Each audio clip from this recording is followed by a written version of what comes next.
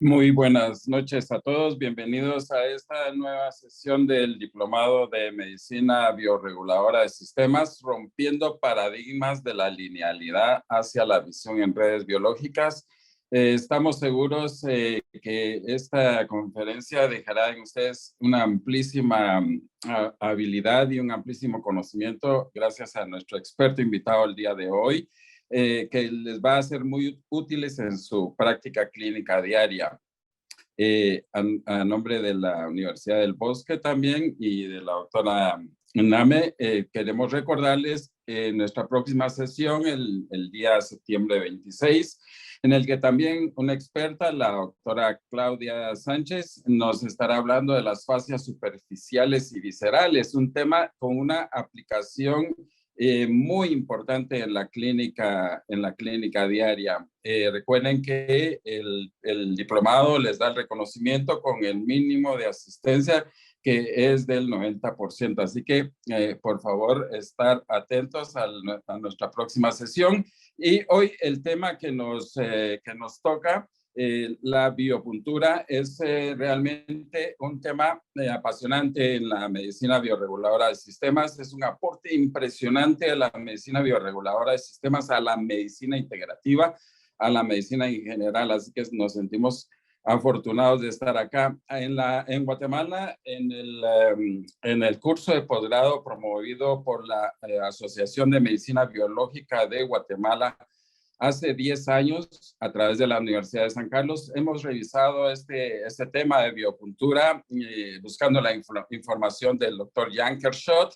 Revisamos entre los tópicos que se estudió, pero hoy, gracias a la Universidad del Bosque, contamos con nuestro conferencista, el doctor Carlos Alejandro López Albán, quien es un médico alumno directo del doctor Jan Kershoth, así que vamos a tener una experiencia extraordinaria en nuestras herramientas. Y me permito presentarlo. El doctor Carlos Alejandro López es médico y cirujano de la Universidad del Cauca, es especialista en medicina del ejercicio por la Universidad Federal de Río Grande en Brasil. Es especialista en dirección y gestión, administración de organizaciones no gubernamentales en la Universidad Javeriana de Cali, magíster en salud pública en la Universidad del Valle, magíster en medicina alternativa con énfasis en osteopatía y quiropráctica por la Universidad Nacional de Colombia,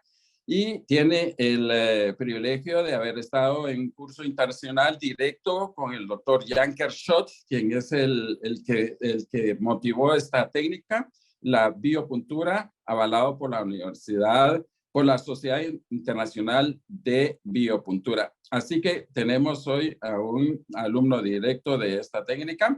Vamos a aprovechar al máximo porque, como les repito, es un tema que es de una aplicación clínica diaria extraordinaria.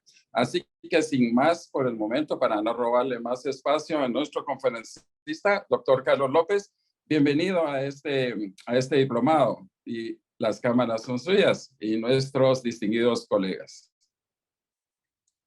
Buenas noches a todos, muchas gracias. A GEL Internacional desde Alemania y a los países de Centroamérica, especialmente Guatemala, Salvador y otros países que estén conectados hoy. A la Universidad del Bosque por permitirnos esta oportunidad de comunicar lo que es básicamente la medicina reguladora de sistemas como una alternativa diferente de tratamiento a lo que convencionalmente hemos aprendido en nuestras universidades. Quiero entonces hoy plantear el caso de la biopuntura como una vía terapéutica ideal en el manejo bioregulador de las patologías dolorosas y estructurales. Creo que la introducción con los dos videos fue realmente espectacular. Hace un gran resumen de lo que yo quería plantear en esta conferencia y pues vale la pena profundizar un poco más en esta posibilidad. Muy bien, entonces vamos a hablar un poco de la medicina bioreguladora de sistemas desde la perspectiva de la biopuntura, que ha sido prácticamente enfocada hacia el dolor y la disfunción miofacial. Una de las causas principales, y creo que en todo el mundo, es de consulta es el dolor. Y de allí que entender todos estos procesos que relacionan la regulación sistémica con los genes y la señalización celular y el tratamiento con la biopuntura es, digamos, el objetivo que creemos práctico dentro de esta conferencia. Muy bien, la biología de sistemas, que es el primer planteamiento, representa el estudio de los sistemas biológicos a través de la lente del todo. ¿Eso qué implica? Realmente implica pensamiento sistémico y es intentar ver, como le decía algún autor sistémico importante, es intentar ver siempre las cosas desde un ángulo diferente e integrando cosas que aparentemente no tienen relación. Eso lo decía Gregory Bateson. Entonces, lo que más importa en la medicina bioreguladora de sistemas no es que estemos cambiando la medicina ni la forma de hacer medicina, es que simplemente las herramientas de conocimiento, sobre todo las moleculares, nos han llevado ahora sí a pensar no solamente de manera lineal, sino también de pensar en la posibilidad de que hay elementos que comparten los sistemas y que son vitales para la solución de los problemas de salud de los pacientes. Muy bien, entonces uno de los puntos críticos en el dolor son la aparición de los puntos de activación.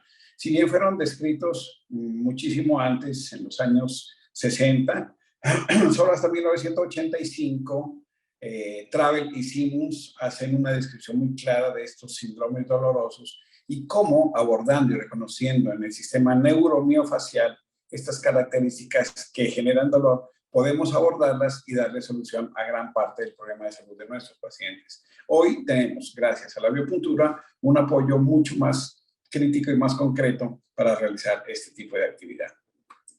Entonces, ¿de dónde viene este concepto de pensamiento sistémico? Pues tiene un apoyo muy grande. Por ejemplo, viene desde la teoría general de sistemas de Ludwig von Bertalanffy, que es una teoría bastante interesante. Viene de la cibernética de Norbert Wiener y estos dos personajes, digamos, estructuraron el modelo matemático ideal para entender lo que es la teoría general de sistemas. Luego viene la teoría de la información de Shannon, que influye básicamente sobre los mecanismos termodinámicos en los que se transforma la información que llega a los sistemas. La teoría de contexto de Gregory Bateson, que desde la antropología y la genética ya planteaba la posibilidad de entender el comportamiento sistémico de diferentes estructuras como la del organismo humano. Y posteriormente, que viene siendo interesante, la biología molecular y la genética se vuelven, digamos, muy relevantes, pero vamos a recalcar básicamente este evento que ocurrió en el año 2000, en donde Bill Clinton se para en una tarima y detrás de él vemos dos personajes interesantes que son James Watson, que es el que está adelante de gafas, y atrás está Craig Venter. Craig Venter fue un personaje que desafió al Instituto Nacional de Estados Unidos e intentó descifrar más rápidamente lo que era el código genético, gracias a que anteriormente el mismo Watson y Crick habían literalmente asaltado los datos de Emily Bateson, que está allí, y con esos datos pudieron acceder a construir la estructura del genoma humano y describirla. Esto que fue para la humanidad muy interesante, como decía el video, nos llevó hoy a tener un conocimiento y una evolución en el conocimiento de la salud, la enfermedad, de la biología molecular, el comportamiento de los sistemas internos que no se había desarrollado en cientos de años en la humanidad. Así que estamos en una carrera enormemente rápida y muy interesante de entender los mecanismos de patología y de cómo intentar sanar a los pacientes de una mejor forma posible. Así que el catalizador de todo este elemento ha sido el proyecto del genoma humano. Entonces, las disciplinas en las que se basa son la biología, la medicina, la física, las matemáticas, la informática, la ingeniería, la química, la estadística, entre otras disciplinas. Pero bueno, en este evento de encontrar moléculas, porque hubo una carrera por encontrar muchas moléculas, apareció una encrucijada interesante. Y era precisamente de que para qué servía una molécula que habíamos descubierto por allá, en el interior de algún mecanismo celular, si no tenía, digamos, una correlación con eventos que hoy llamamos agua hacia arriba en sistemas jerárquicos superiores o aguas abajo en sistemas jerárquicos inferiores. Así es como nace entonces que la enfermedad requiere una traslación. O sea, necesitamos entender cómo esas moléculas interactúan con los procesos de enfermedad y cómo, haciendo una traslación técnica, o sea, convirtiéndolo en tecnología, podemos llevar esas moléculas y todo ese conocimiento de ómicas a la resolución de la enfermedad. Aquí aparece una historia muy interesante. Quiero que miren, por favor, en la parte derecha de la pantalla. Aparece George Lauren III. Siempre cuento esta historia cuando dicto esta clase porque primero tiene una connotación muy importante para nosotros en Colombia, nuestra historia, y segundo es una historia muy humana. George tenía desafortunadamente una enfermedad congénita con una expectativa de vida muy baja que estaba calculada entre los 25 y 28 años. Por alguna razón, él conoce los mecanismos de tratamiento que se hacían en Colombia, en Los Robles, donde inició esta revolución de las medicinas alternativas y complementarias en Colombia. George es un paciente que logra sobrevivir muchos años, pero él tiene una característica aún más interesante y es que es un biólogo molecular. Él se interesó por su enfermedad, estudió medicina y tenía doctorado en biología molecular. Así que él aprendió a leer genes. Y en una reunión muy particular, en la cual la doctora Mónica, que está por ahí en esta conferencia, me invitan y hacemos una discusión muy interesante de lluvia de ideas con el doctor George Lauren III en la finca Quilpalamar, que era la finca del doctor Germán Duque. Y después de 3 días llegamos a una conclusión. Y era muy difícil hacer investigación molecular en medicinas alternativas porque existía un gran problema. Y es que no tenemos procesos estandarizados. Un terapeuta hace una cosa, otro hace otra cosa. Y hay muchos criterios y muchas terapias. Entonces, digamos que establecer un mecanismo nos llevaría mucho tiempo. Sin embargo, se nos ocurrió, entre todos, que existía la posibilidad de evaluar un medicamento que es el Traumel. Literalmente desafiamos con Mónica Name al doctor George Lauren III y el desafío fue, si él fuese capaz de demostrar que el Traumel tenía efectos sobre la maquinaria genética, esa era la hipótesis más interesante que podríamos aplicar en medicina, que hoy llamamos medicina bioreguladora. Bueno, eso fue lo que hizo George Lauren. George Lauren, en la Universidad George Washington, en Estados Unidos, y su equipo multidisciplinar, logró establecer que el Traumel, en un modelo de ratoncitos a los cuales les hacían unas heridas, les aplicaban Traumel cremita y les aplicaban adicionalmente perilesional Traumel. Demostró la activación entre 100 y 2000 códigos genéticos medidos a través de ARN mensajero que demostraban algo muy particular y muy interesante, y es la resolución del proceso cicatrizal. Pero lo más interesante es que aparecía que el comportamiento de esta activación molecular ocurría desde el mismo comienzo de la lesión, desde la hemostasis, luego continuaba con la resolución de la inflamación, luego la epitelización de los tejidos, la síntesis de matriz extracelular, la contracción de la herida y por último la remodelación de las escalas. La historia, pues como les digo, es muy humana porque George, con su enfermedad, logró intentar demostrar de alguna manera que la medicina que le estábamos aplicando en Colombia, o que lo hacía el doctor Germán Duque, porque realmente fue paciente del doctor Germán Duque Mejía, pues tenía un sentido y tenía que explicarlo desde la biología molecular, que era la revolución en ese momento. Pues con ese desafío que hicimos con él de intentar que él, lo inducimos a que él demostrara literalmente el efecto genético del Traumel. Y pues lo más interesante es que logró demostrar que en ratoncitos a los cuales él les hizo las heridas y les aplicaba el Traumel, logró la reparación de tejidos activando toda la maquinaria genética a través de los RNA mensajeros.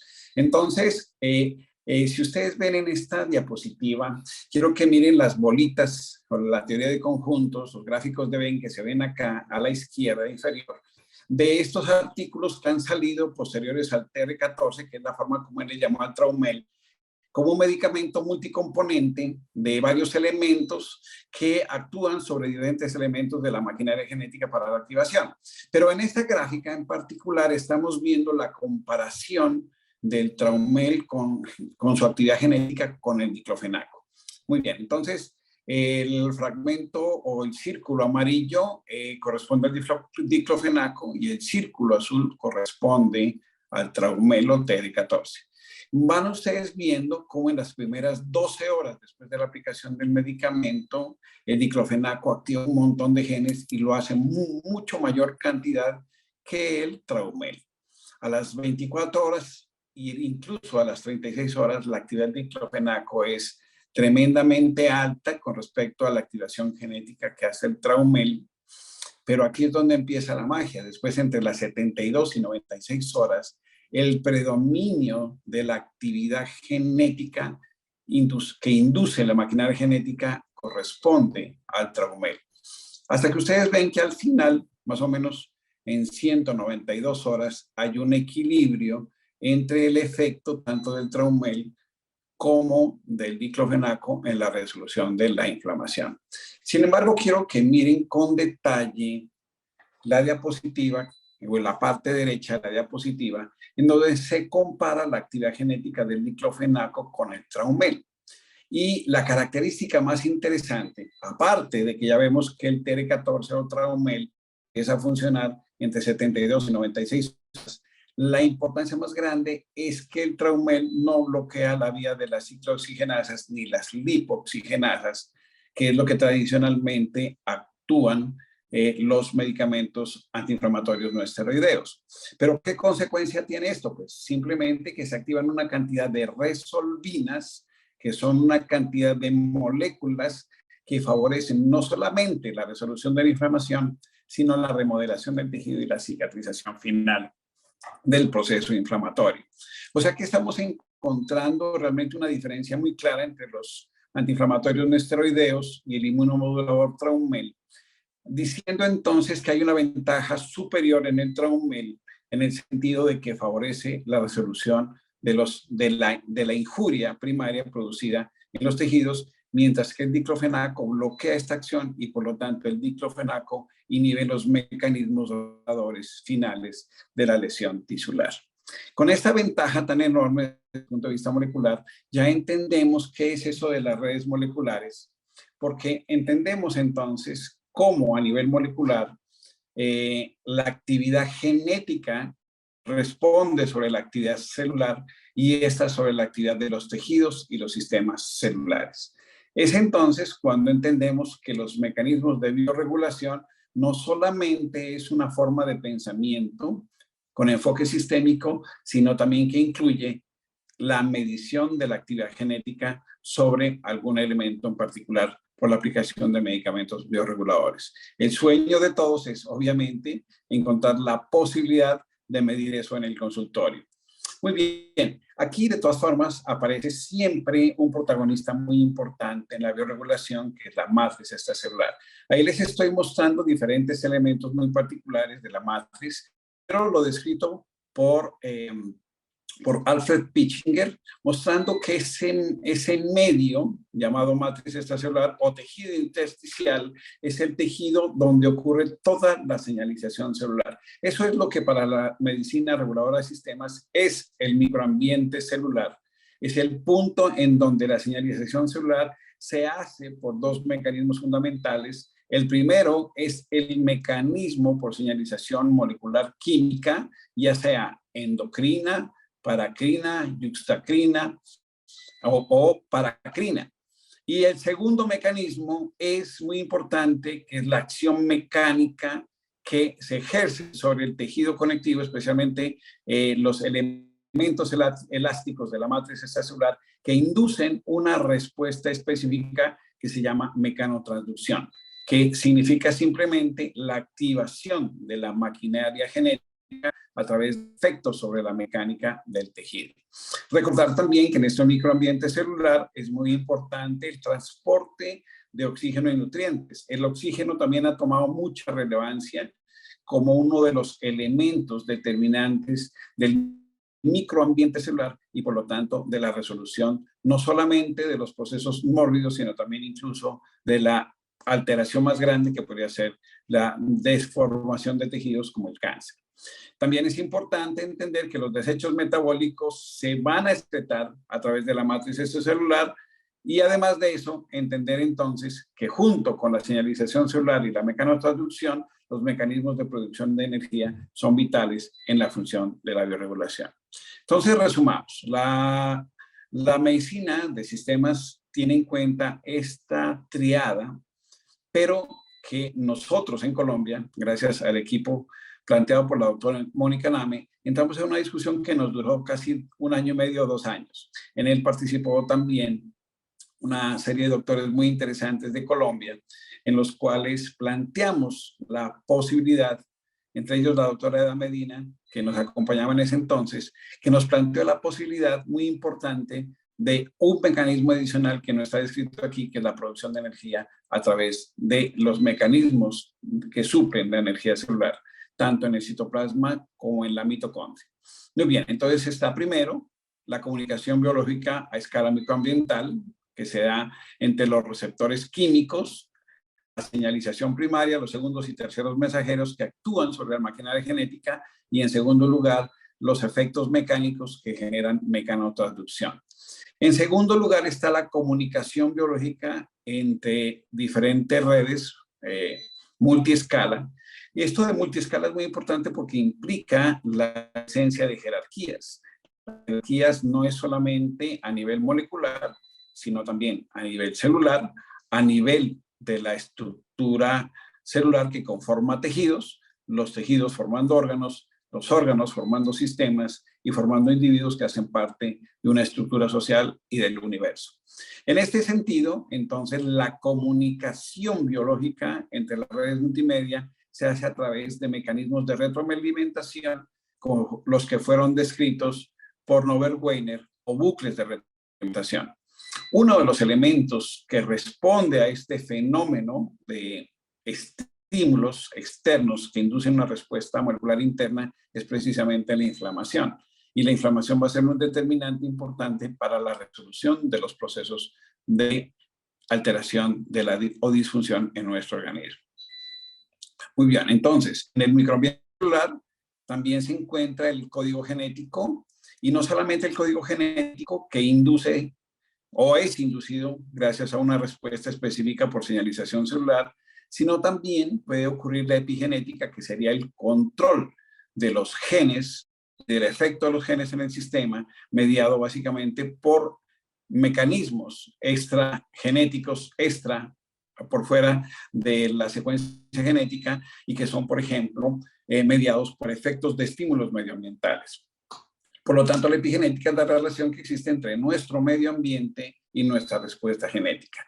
La matriz extracelular es un sistema de información no solamente químico y no solamente por mecanotransducción. De hecho, eso se da porque la matriz extracelular es una matriz que influye en todas las estructuras jerárquicas del sistema.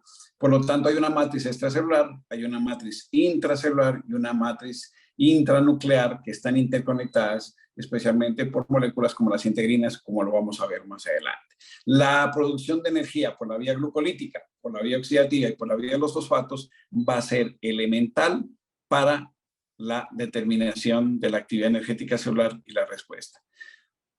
Así que la comunicación biológica a escala microambiental, la comunicación biológica a través de redes en diferentes niveles jerárquicos, la autorregulación a través de estos sistemas acoplados, como fueron descritos en la bioquímica que vimos en la universidad, a través de estos sistemas de bucles y retroalimentación, es lo que determina la posibilidad del cuerpo humano de que con un pequeño estímulo logre nuevamente tomar el curso hacia la salud. El uso de los sistemas energéticos de soporte, entonces, también es vital para lograr tal función. En el dolor, la presencia de estos puntos gatillo, estos puntos de disfunción miofacial, son elementos estructurales interesantes. Quiero que por favor miren en la gráfica, en la parte inferior derecha, van a encontrar que hay una estructura que es el músculo y el hueso. Pero fíjense que el hueso es una estructura que soporta cargas de compresión. Si ustedes se tocan los huesos o ustedes se paran, el hueso está soportando la carga mecánica que los comprime, y eso hace que nuestro cuerpo no caiga como una gelatina.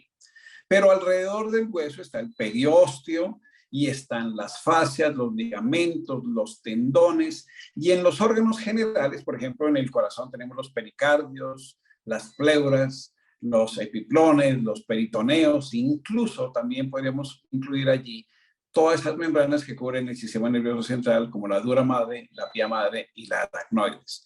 Todo siempre en un sentido muy interesante desde el punto de vista anatómico, que es en doble saco. Así que si ustedes ven el músculo, que es una estructura neuromiofacial, recibe una neurona que viene desde la corteza cerebral y que lo activa. Pero ¿qué es lo que realmente genera el movimiento? Realmente el músculo es una estructura que es, podríamos decir, intermedio entre la compresión y la tensión, que se comprime y se tensa, dependiendo de la actividad neurológica, y que va a permitir transmitir esas fuerzas a través de esos tendones y permitir entonces la palanca para la contracción muscular. Ahora, esto es interesante porque nos estamos dando que en la mecánica macroscópica hay una participación muy interesante del tejido conectivo que hasta hace poco tiempo no se había visto. Si lo vemos arriba, y siempre hemos despreciado el tejido conectivo. El tejido conectivo es una red que parece una telaraña, pero es allí precisamente donde ocurre el milagro de la información y el transcurso de la información a nivel microambiental. Por otro lado, vemos acá en el lado derecho que esa membrana basal en la que está unida la célula, que es básicamente estructura de tejido conectivo, está unida a través de unas moléculas muy específicas que se llaman las integrinas, y estas integrinas a su vez están unidas a los microfilamentos, a los filamentos intermediarios y a los microtúbulos en el interior de la célula, mientras que en el exterior de la célula están unidos al colágeno y a la elastina. De modo que cualquier fuerza mecánica que ejerza acción sobre la matriz extracelular va a generar y desencadenar un mecanismo de mecanotransducción. El modelo lo ven ustedes aquí, ¿no? Se ve muy interesante cómo en la parte superficial, digamos, de la membrana celular, se encuentran estas integrinas, que son proteínas que atraviesan la membrana celular. En la parte externa, las integrinas están unidas a las estructuras elásticas de la matriz, como el colágeno, la elastina, la laminina, y en la parte interna de la célula, en el citoplasma, está unido básicamente a los microfilamentos, los filamentos intermediarios y a los microtúbulos. Se ve muy bonito en esta última parte de la diapositiva como incluso las mitocondrias a través de moléculas de actina, que son las que conforman los microfilamentos y los filamentos intermediarios, se encuentran comunicadas de forma mecánica por la tensión que generan estas proteínas contráctiles y ejercen una función directa sobre la actividad mitocondrial y la biogénesis mitocondrial o la muerte mitocondrial. Esto es un factor fundamental y se ha denominado mecanotransducción. Entonces, resumamos, la mecanotransducción son aquellos mecanismos mecánicos que estimulan los elementos de la matriz extracelular que son elásticos como el colágeno o la elastina y que al interior transmiten esas fuerzas a través de la actina sobre los filamentos intermediarios y los microfilamentos, y estos a su vez sobre los microtúbulos, como lo vemos en la gráfica de la derecha, generando entonces la modificación de la estructura celular. Pero no solamente eso, sino que también incluyen la activación de la maquinaria genética intracelular en respuesta al estímulo mecánico. De esta manera, entonces, podemos ver que la mecanotransducción no es un elemento simple en la investigación en este momento actual relacionada con el tejido conectivo. Si ustedes ven aquí en la última revisión que hice, hay 12.135 resultados en los que se refiere básicamente a la mecanotransducción. Muy bien, entonces resumamos. Tenemos dos mecanismos de señalización, el bioquímico y el mecánico, que es la mecanotransducción. Muy bien, entonces, ¿qué son para nosotros estos puntos de activación? Pues los puntos de activación o estos puntos gatillos podríamos definirlos en el modelo mecánico como sitios en donde esa matriz extracelular, ese tejido conectivo, ha perdido su continuidad y literalmente ha perdido su capacidad funcional porque ha aumentado la tensión que tienen en él. En otras palabras, si podríamos decirlo de una manera coloquial, el tejido conectivo ha entrado a tener como si tuviéramos una arruga. El comportamiento de las fascias del tejido conectivo es el comportamiento similar a unas telas. Las telas podrían arrugarse y al arrugarse lo que van a provocar definitivamente es que el nervio que discurre por el tejido conectivo, que discurre por la matriz celular, va a estar acodado y tenso. Eso va a permitir la participación nociceptiva del nervio y la producción de nocicepción permanente y por lo tanto la posibilidad de la presencia de dolor. Por otro lado, el vaso sanguíneo que llega al sitio se puede encontrar acodado y por lo tanto hay una disminución importante del gasto cardíaco local. Esto hace que el punto gatillo sea una situación dramática, porque a ese punto hay, además de información nociceptiva, una disminución importante del aporte de oxígeno y nutrientes, que es lo que genera gran parte de la disfunción. La fibromialgia, que es una definición importante que nace en la reumatología, define diferentes puntos de tensión miofacial y de dolor, con compromisos sistémicos importantes, porque obviamente estos mecanismos de mecanotransducción asociados básicamente generan un proceso inflamatorio asociado a los efectos de aumento de la tensión. Recordemos que la inflamación tiene una característica importante y es la aparición de un exudado, no solamente de plasma, sino de células del interior del vaso sanguíneo a la matriz extracelular, produciendo efectos importantes sobre la reparación y la estructura general de los tejidos. Así que el objetivo fundamental de la biopuntura, desde el punto de vista no solamente molecular, sino también mecánico, es disminuir estos procesos de tensión miofacial que son los que inducen la inflamación tanto local como sistémica.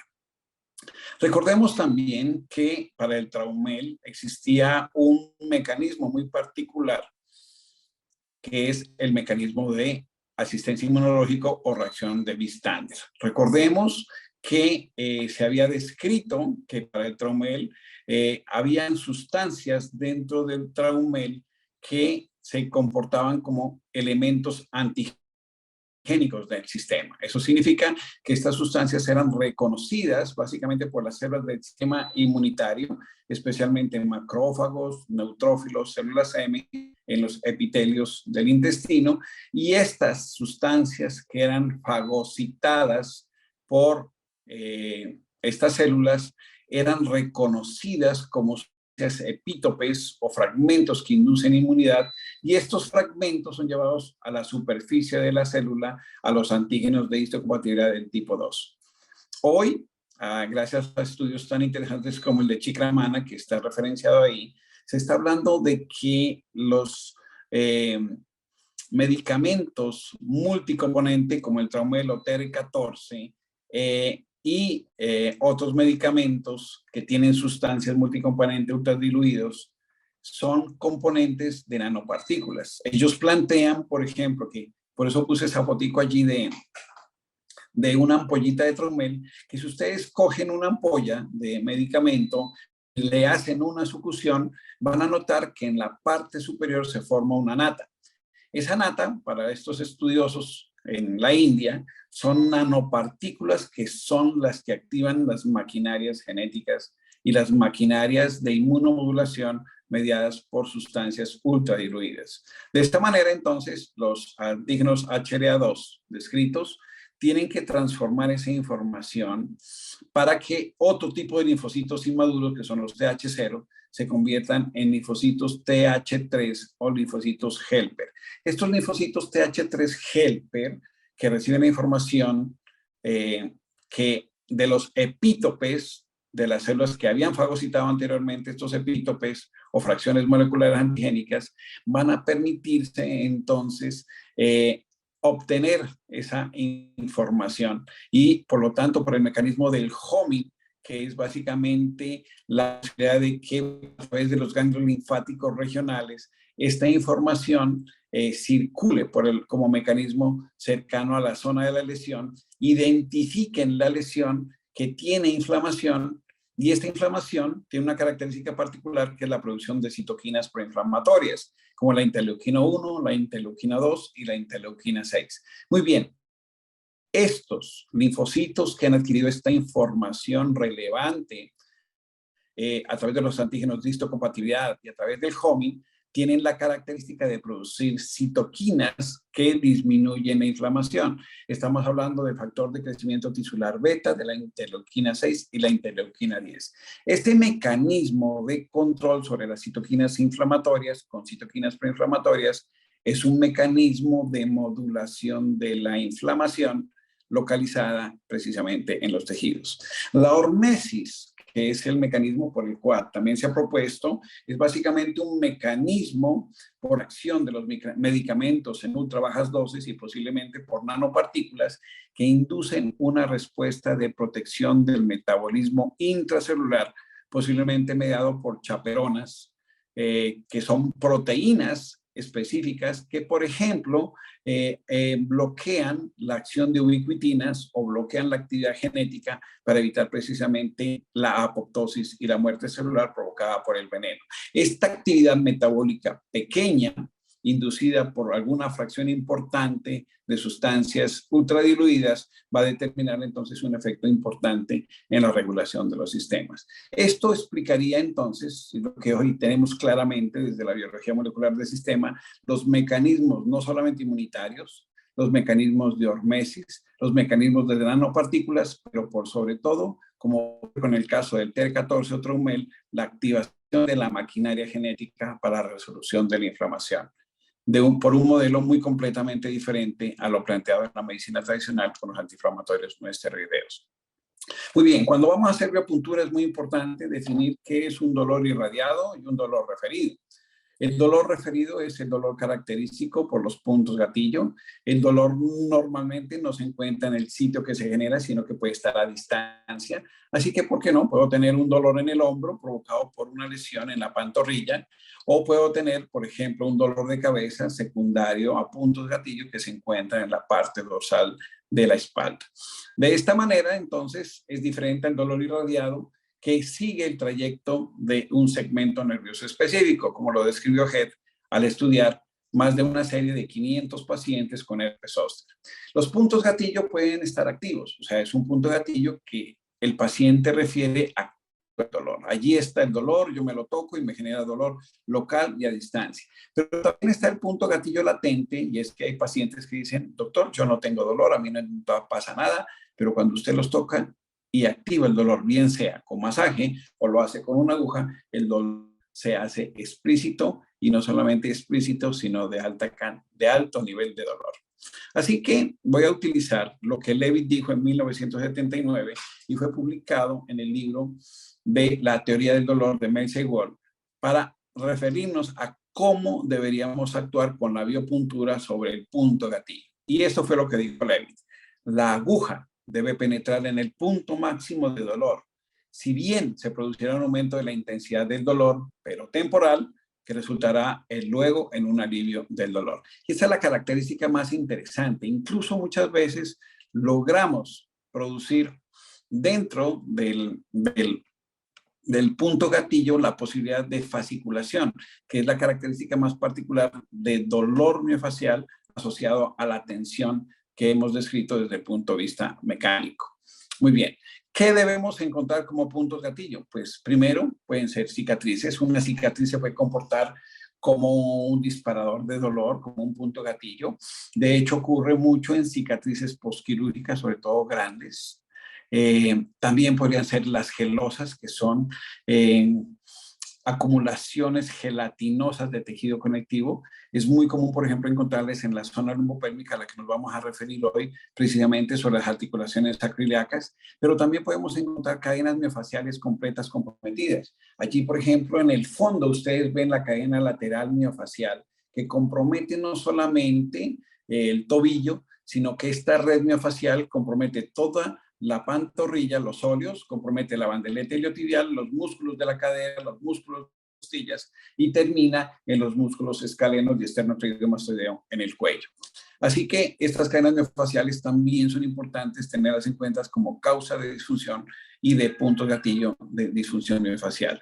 A veces también encontramos bandas fibrosas en los pacientes. Hoy el caso fue muy particular de una niña con dolor lumbopélvico, y la causa era una banda fibrosa profunda en el músculo cuadrado lumbar, que cuando lo atacamos con tratamiento de manipulación, masaje e inyección, y lo inyectamos básicamente con Traumel, con Cel, con Ovicinón, con coenzima y colosintis, lo que encontramos es básicamente la posibilidad de disminuir esa banda fibrosa y solucionar el problema inflamatorio.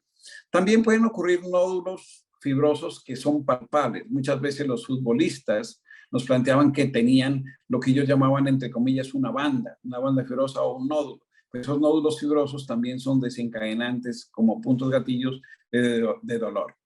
Es importante en casos como, por ejemplo, la osteoartrosis, que los tejidos degenerados también sean disparadores como puntos gatillos de dolor y hay que tenerlos también en cuenta.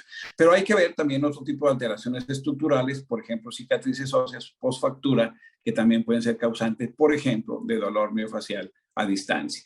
Bien, teniendo esto en cuenta, entonces entendemos que un paciente que, por ejemplo, tiene muchos puntos gatillo, que tiene una disfunción miofacial, que es una pseudociática, o lumbalgias provocadas por tensión miofacial, que incluso y discurren como puntos gatillo hacia la parte inferior de la pierna, cambian el estado metaestable del paciente, cambian su estado energético y generan una disfunción de salud bastante compleja que hay que tratar. Pero hay que saber lograr activar esos puntos gatillo que podrían estar produciendo este problema. Así que en el segmento lumbopélvico podríamos tener dolor lumbar, dolor en los músculos, en el segmento ilíaco, dolor en los glúteos, que suele ser una causa común de consulta, asociados, por ejemplo, a lumbalgia, dolor en la parte anterior del muslo, dolor en los glúteos, como ya lo dijimos antes, incluso el dolor pélvico en la parte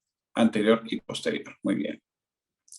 Bueno, el abordaje esencial que habíamos hecho en Colombia se había hecho con estos medicamentos que tienen un trofismo muy particular y específico para diferentes segmentos. Por ejemplo, Gelsemium lo utilizamos mucho en el segmento del cuello, Colosintis, que es un medicamento que sé que no está en Centroamérica, pero tengo que nombrarlo. Se utiliza para segmentos del cuello y la espalda. El CEL-T, que es muy interesante diferenciar de todo lo que hemos hablado de bioregulación. El CT tiene algunos elementos de ácido acetilsalicílico y por lo tanto se comporta como un antiinflamatorio esteroideo y por lo tanto esa combinación de Traumel con CEL se vuelve bastante interesante para la activación de la maquinaria genética. Tenemos medicamentos que son específicos para el dolor muy característico ardoroso en la zona lumbopélvica como el Neralgo Reuningel y también el Apixomacor cuando hay procesos inflamatorios. Hay otro medicamento que Jan Ketchum proponía como de línea de base para atacar los puntos gatillo y es definitivamente el linfomiosot. Así que, por ejemplo, para atacar el cuadrado lumbar o la zona lumbar, podríamos utilizar esta mezcla de medicamentos, el Traumel, el CEL-T, el linfomiosot y el Neralgo Reuningel. El músculo cuadrado lumbar puede producir, como ustedes ven, este tipo de dolor. Puede ser un dolor que se caracteriza por estar localizado en los glúteos, en la cadera e incluso en la parte inferior del abdomen, en la parte superficial. Cuando el dolor tiene las características de ser un dolor quemante, produciendo una pseudociática, como ocurre no solamente con el cuadrado lumbar, sino con el músculo glúteo mínimo, el medicamento más indicado es el Neralgo Reuningel. Bueno, yo les había contado también que en Colombia, gracias a la acción de la doctora Mónica Name, habíamos planteado que el concepto de esta triada que relacionaba el microambiente, la red multiescala y la inflamación, tenía un componente que no se había tocado cuando se hizo esta definición y era lo que sustentaba los mecanismos de autorregulación, que es la producción de energía. Sin energía, ningún mecanismo dentro del organismo podría funcionar. Así que la energía es muy importante por acción de las actividades que producen energía, que son la vía glucolítica que ocurre en el citoplasma, en donde el componente energético es los glúcidos, y luego en la mitocondria, en donde el sustrato energético es principalmente los lípidos, y los componentes que se derivan de la vía glucolítica, que son principalmente el piruvato.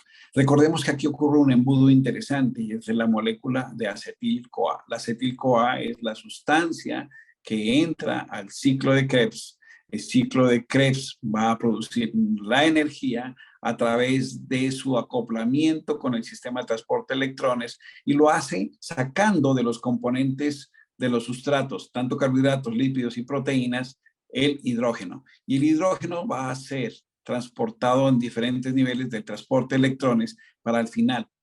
Recordemos que el hidrógeno o protón va a producir un efecto muy interesante en nuestro sistema que es acidosis metabólica.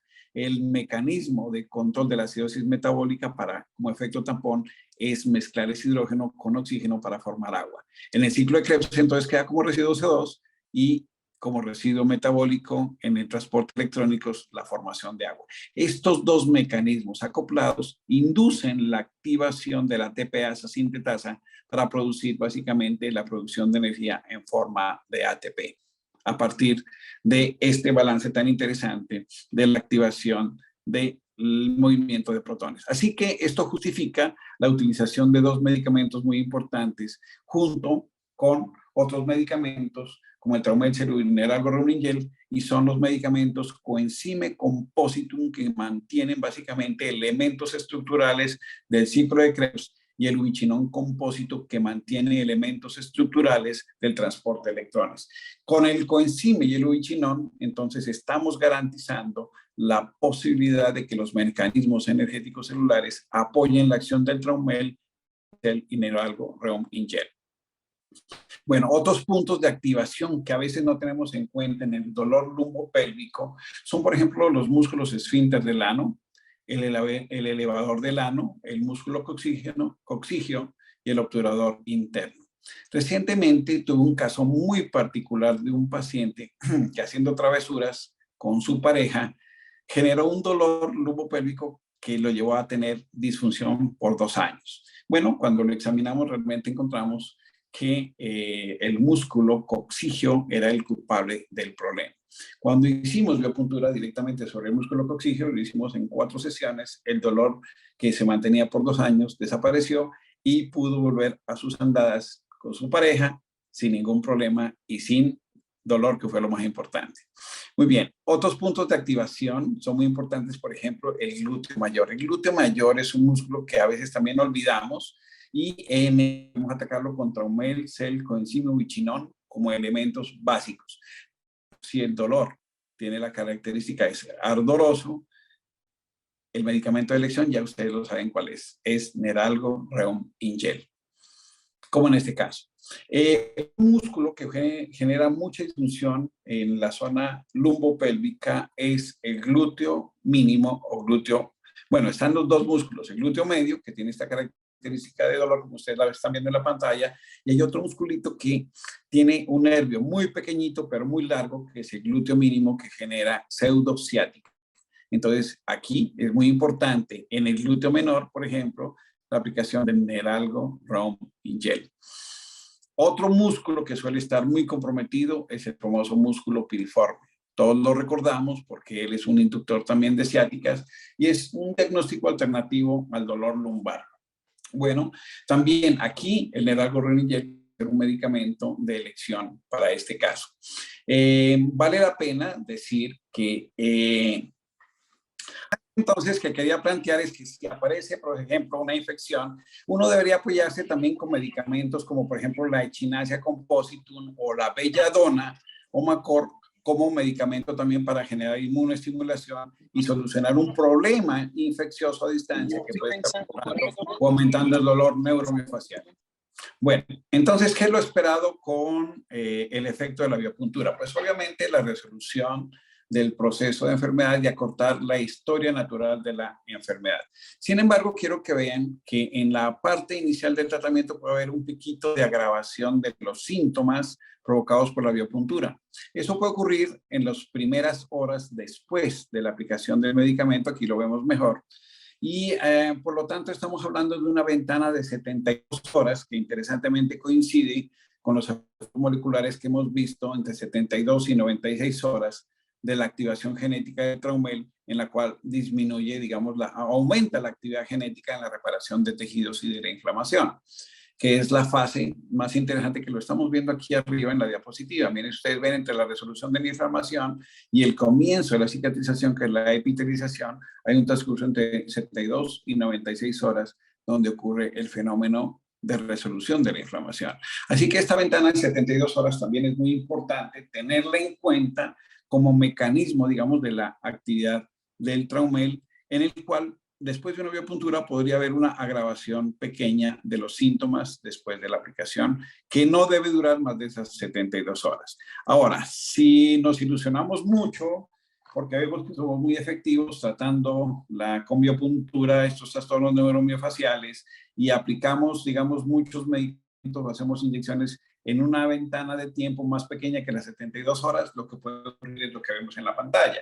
Y es que inicialmente haya una disminución del proceso inflamatorio y de repente un aumento de la actividad inflamatoria o del dolor provocada por nuestra, digamos, actitud de intentar solucionar todo más rápido y ocurrir que haya una sobreestimulación mediada por el sistema nervioso que aumente la actividad nociceptiva. En este caso, lo que hay que hacer es obviamente ser más paciente, esperar más de 72 horas la resolución de la inflamación y del dolor, y de esta manera continuar con el tratamiento hasta la resolución de la enfermedad. Por lo tanto, si bien la biopuntura es muy efectiva, tiene que decirse que existe esta ventana de 72 horas específica para producir un efecto. Así que estamos hablando de 2 sesiones por semana, que en promedio de 4 a 6 sesiones tenemos la solución del proceso. Ok, ¿algún efecto adverso que puede ocurrir? Pues realmente son muy pocos. Pueden haber hematomas que son normales por la aplicación con la aguja. Puede haber el dolor transitorio que hemos dicho en 72 horas. Y algo muy importante, si después de 3 terapias en las cuales usted ha tenido y ha conservado la ventana de 72 horas, el paciente no mejora de ninguna forma o incluso empeora, usted está obligado a buscar detrás de esto que haya algo que sea mucho más catastrófico que un punto gatillo produciendo disfunción. Estamos hablando, por ejemplo, que detrás existe una neoplasia. Entonces, es muy importante también ser muy perspicaz en la búsqueda de procesos mórbidos que pueden ser mucho más complejos que el dolor neuromiofacial. Bueno, ¿cómo podríamos medir el progreso de nuestro acto terapéutico con biopuntura? Pues voy a mostrarles el ejemplo de lo que nosotros tenemos en el consultorio. Nosotros estamos en un proceso de recolección de información con este cuestionario que se llama EuroQ de 5 dimensiones. Es interesante porque ustedes se dan cuenta, tiene que ver con la movilidad, con el cuidado personal, con las actividades cotidianas, con el dolor y la malestar y con ansiedad y depresión. Pero adicionalmente tiene una escala psicovisual de dolor, que es la que ustedes ven aquí, que califica básicamente el estado de salud en el cual el paciente cree encontrarse. Entonces, pues estos mecanismos de evaluación son bastante interesantes y nos permiten ir revisando si lo que estamos haciendo realmente tiene la efectividad necesaria. Yo espero, ojalá el próximo año, darles un avance, digamos, de lo que hemos logrado con la secuencia de corte de pacientes que hemos estado siguiendo con las diferentes formas de abordaje alternativo que hacemos en nuestro consultorio. Entonces, podemos también hacer cuestionarios con objetivos específicos que normalmente los utilizamos como medida de análisis cualitativo. Para eso utilizamos, por ejemplo, el software Atlas T, pero también hacemos cosas que hacen clásicamente, por ejemplo, los neurólogos, ¿no? Como es medir también la magnitud del área de dolor, si se ha transformado o no. Normalmente lo que vemos es que después de la biopuntura el área de dolor disminuye. Las variaciones de dolor, fue muy particular que una niña hace unos días vino por un dolor de rodilla, yo encuentro una disfunción neuromiofacial muy importante, lumbopélvica, yo le hago la intervención, ella vuelve donde su ortopedista y el ortopedista cambió el diagnóstico. De ser una trastorno de rodilla lo pasó a un trastorno de cadera. Y entonces él no logró entender por qué un dolor se transformó y varió el dolor y fue por la intervención con biopuntura, masaje e inyección. Entonces también es importante que muchas veces los pacientes vienen tomando medicamentos antiinflamatorios y no les sirve. Dicen, yo tomo Arcoxia, tomo acetaminofén y este dolor no se me va, no se me va. Pero cuando empezamos a hacer biopuntura y hacemos el tratamiento con manipulación, masaje, inyección, lo que ocurre es simplemente que los pacientes empiezan a sentir que el antiinflamatorio al fin empieza a funcionar. Y otra cosa pues muy importante es los cambios en la movilidad del paciente, para lo cual tenemos varios mecanismos, incluso filmaciones del estado del paciente con análisis biomecánico básico, para determinar el efecto sobre la movilidad del paciente después del tratamiento con biopuntura. Esto tiene una tendencia muy interesante en el futuro, en la cual incluso yo ya estoy entrando, que no ha sido fácil porque requiere una dedicación importante y un impulso importante, que es la utilización del ultrasonido para hacer biopuntura.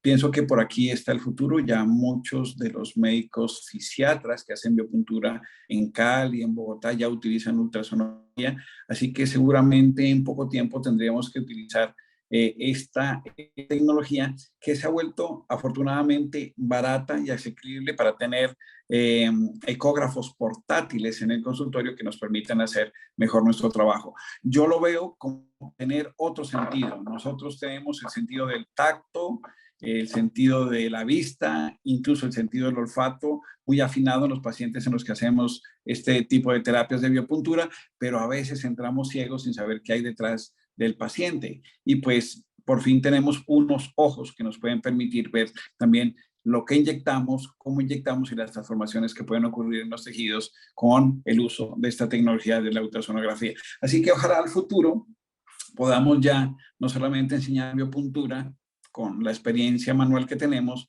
sino también con la intervención con ecografía. Ese será seguramente el futuro y pues es un desafío importante para los siguientes años. Así que para terminar, ¿qué quiero decir? La biopuntura es fácil, es sencilla, es segura, está orientada al paciente, es eficiente, es un método totalmente estandarizado y muy importante, al medir cosas como el EuroQ5D, podemos también establecer costos y variable de costos por costo-utilidad.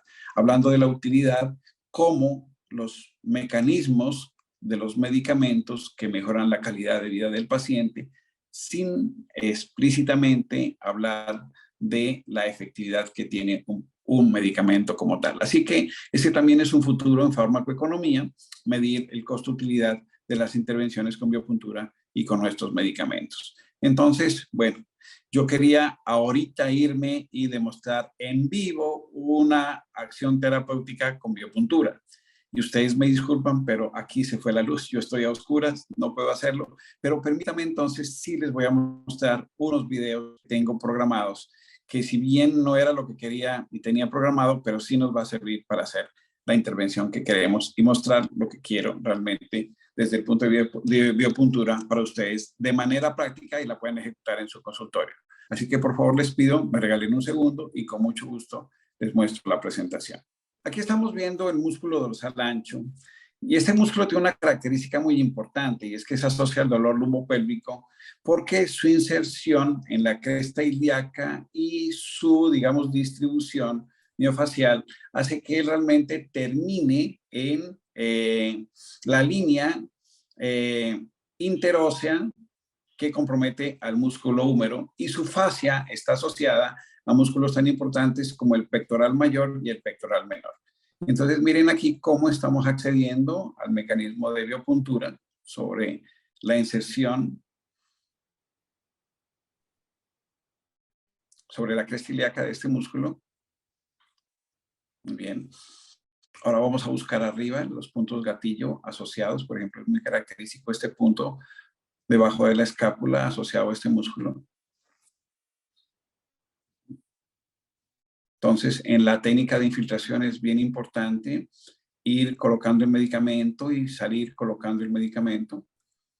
Bien, ahora nos vamos a meter muy profundo en el trayecto en donde se combina con la fascia que termina en el tabique intermuscular del húmero, que es donde se inserta realmente este músculo, y combina su fascia con el pectoral mayor y el pectoral, unas fibras del pectoral menor. Muy bien. Entonces ahí vemos el trayecto del músculo. vemos inserción y cómo lo hemos abordado desde la biopuntura. Muy bien. Voy a volver a otro músculo, si les parece bien. Vamos a volvernos algo que me parece fundamental, que es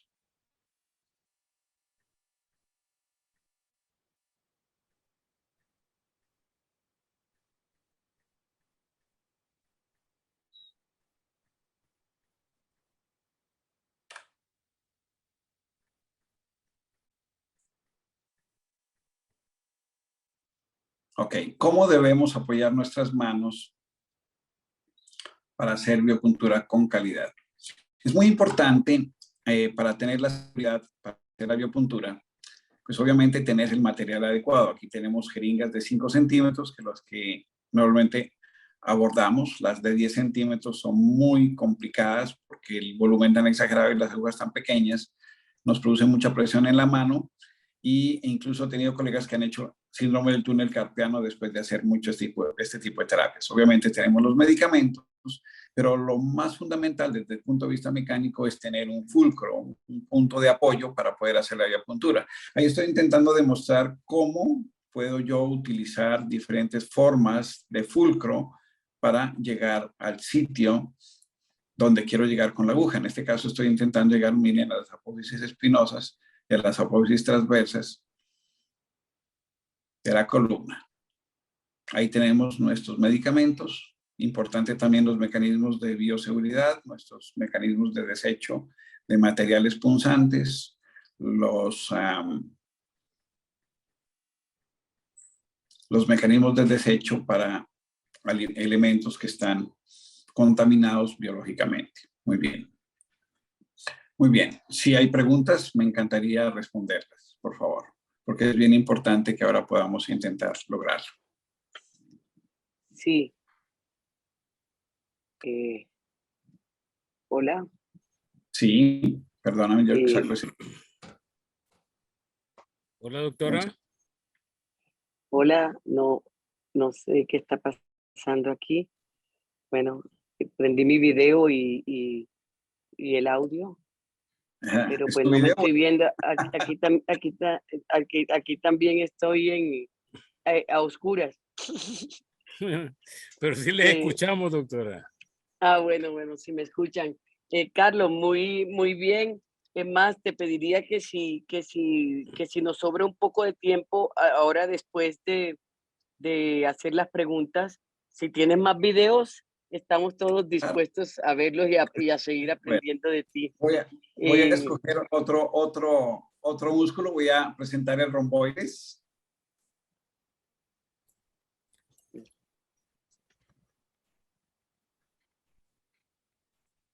Bien, aquí tengo el romboides, vamos a mostrar el romboides. Los músculos romboides también son generadores de punto gatillo muy tremendos, con dolor en la espalda muy fuerte. Vamos a ver dónde está. Aquí está, romboides. El uso de la computadora, el uso del ratón de la computadora suele generar dolor en estos tres musculitos. El romboides mayor, que está en la parte superior, y los romboides menores, que se encuentran en la parte superior. En ellos están insertados entre la escápula y las espinas. Ahí estoy colocando con mayor referencia el teres mayor, no sé si lo ven, como en la estructura de este niño muy musculado, es fácil identificar estos músculos, ¿sí? Ahí estoy mostrando puntos gatillo que pueden ocurrir dentro de estos músculos.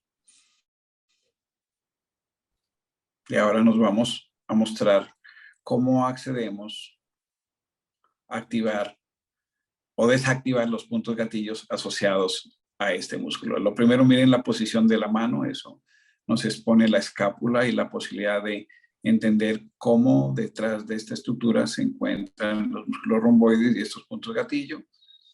Obviamente estamos en la región del tórax, aquí es muy importante tener claridad de la anatomía, así la aguja sea pequeña, si llego al pulmón podría generar un neumotórax y eso hay que evitarlo, y eso implica obviamente la posibilidad de tener muy buen conocimiento de la anatomía, de tocar muy bien, reconocer bien el área para hacer esta punción. De ahí que la ecografía sea parte del futuro del tema. Espero mostrarles luego al futuro esta misma punción, pero guiada por ecografía. Ahora nos vamos a los puntos gatillos más externos de este músculo. Sí. Es muy importante tocar, ¿no? Porque el tocar nos permite entender si hay una banda fibrosa, si hay un nódulo, si es solamente un dolor miofacial típico, pues con la lentejita que fue descrita por Travel y Simmons. Entonces aquí es donde realmente podemos explotar la biopuntura como tal. Quiero decir que obviamente mi abordaje en Cali implica una estrategia un poco más compleja, que es manipulación, masaje, inyección.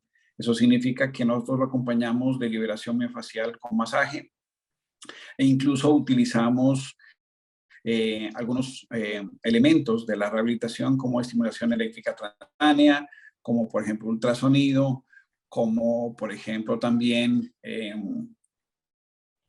láser de baja intensidad para ser, digamos, coadyuvantes en el tratamiento del dolor. Bien, vamos a ver otro músculo de la parte posterior, vamos a ver este que es muy interesante, que se asocia a dolores cervicales y suele ser, digamos, no reconocido el dolor, que es el dolor en el músculo elevador de la escápula, que es un músculo que empieza en la escápula, pero termina insertado en el cuello y es causa de disfunción permanente también y de generación de tortícolis en nuestros pacientes. Veamos entonces este músculo.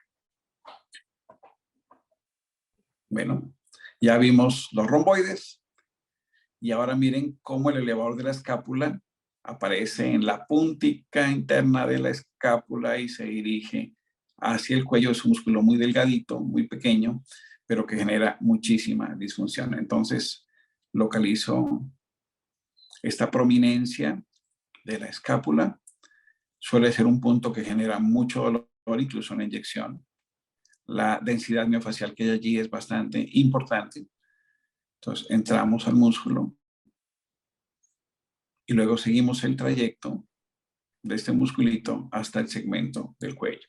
El músculo elevador de la escápula es un músculo que siempre va asociado con otro músculo que es el esplenio del cuello, que es un músculo más cuadrado, que lo cubre en el interior del cuello y que es el músculo que cuando tiene un punto gatilla genera dolor de cabeza, con la característica de que ese dolor de cabeza es periorbitario.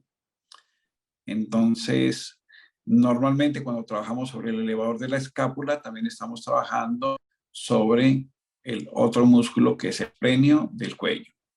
¿Ya? Muy bien. Ustedes me dirán cómo estamos de tiempo para responder preguntas, que me encantaría esa retroalimentación de la gente para responder estas preguntas y poder Carlos, avanzar en la resolución de cosas.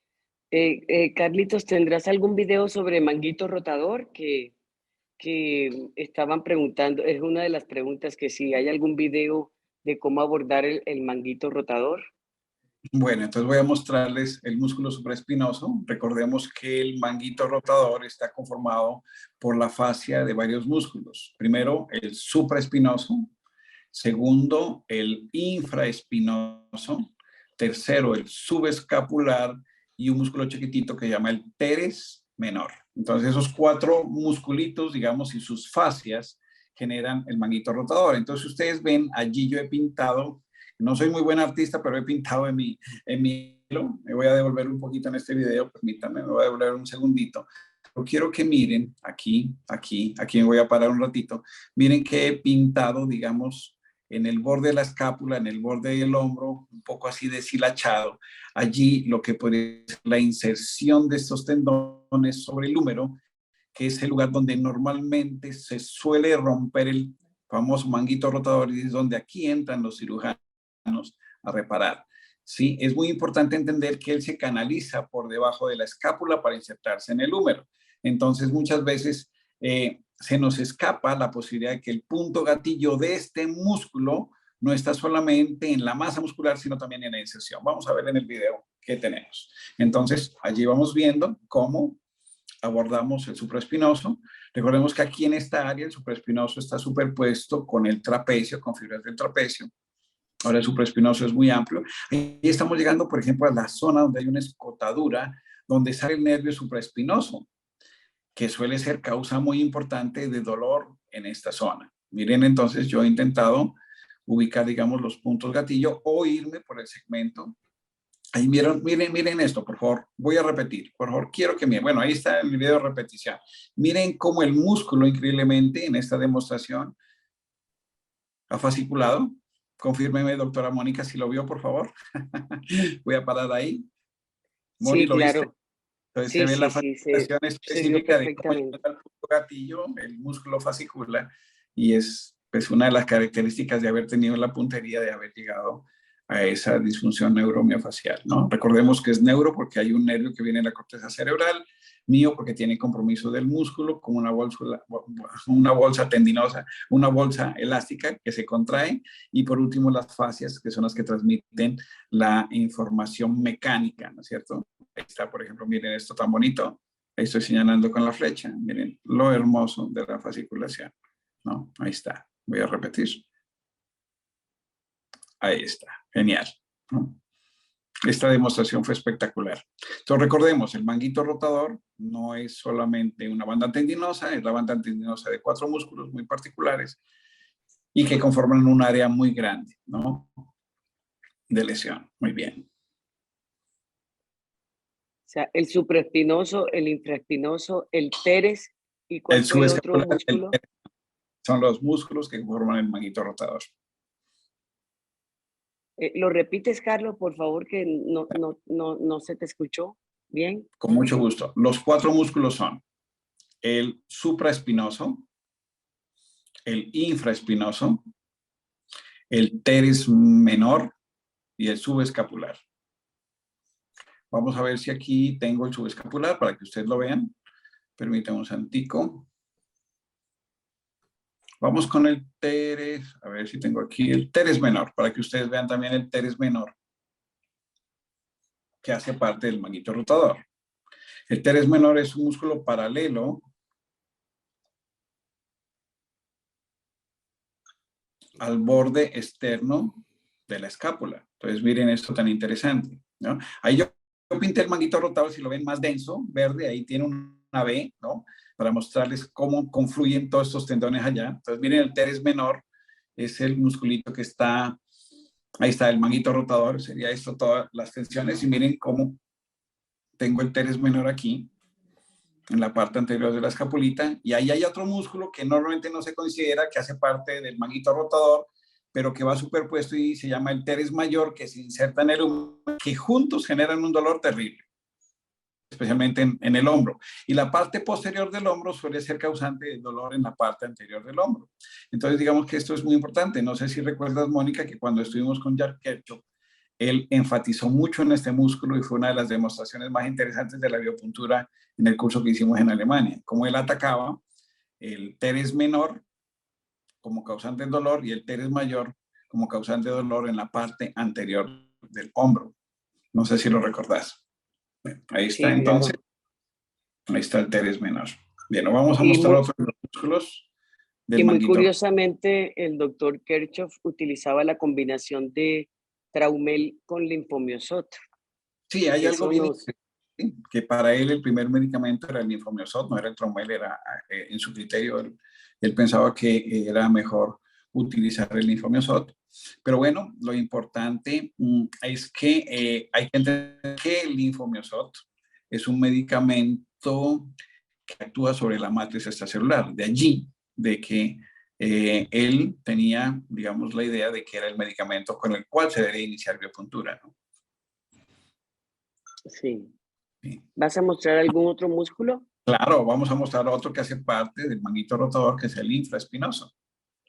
Porque también muchas veces olvidamos que el dolor del hombro viene desde de este músculo, ¿no? Que es un músculo plano, muy interesante, que se encuentra en la parte posterior de la escápula. Es muy seguro infiltrarlo, porque siempre que lo infiltremos vamos a chocar con hueso, así que no hay problema.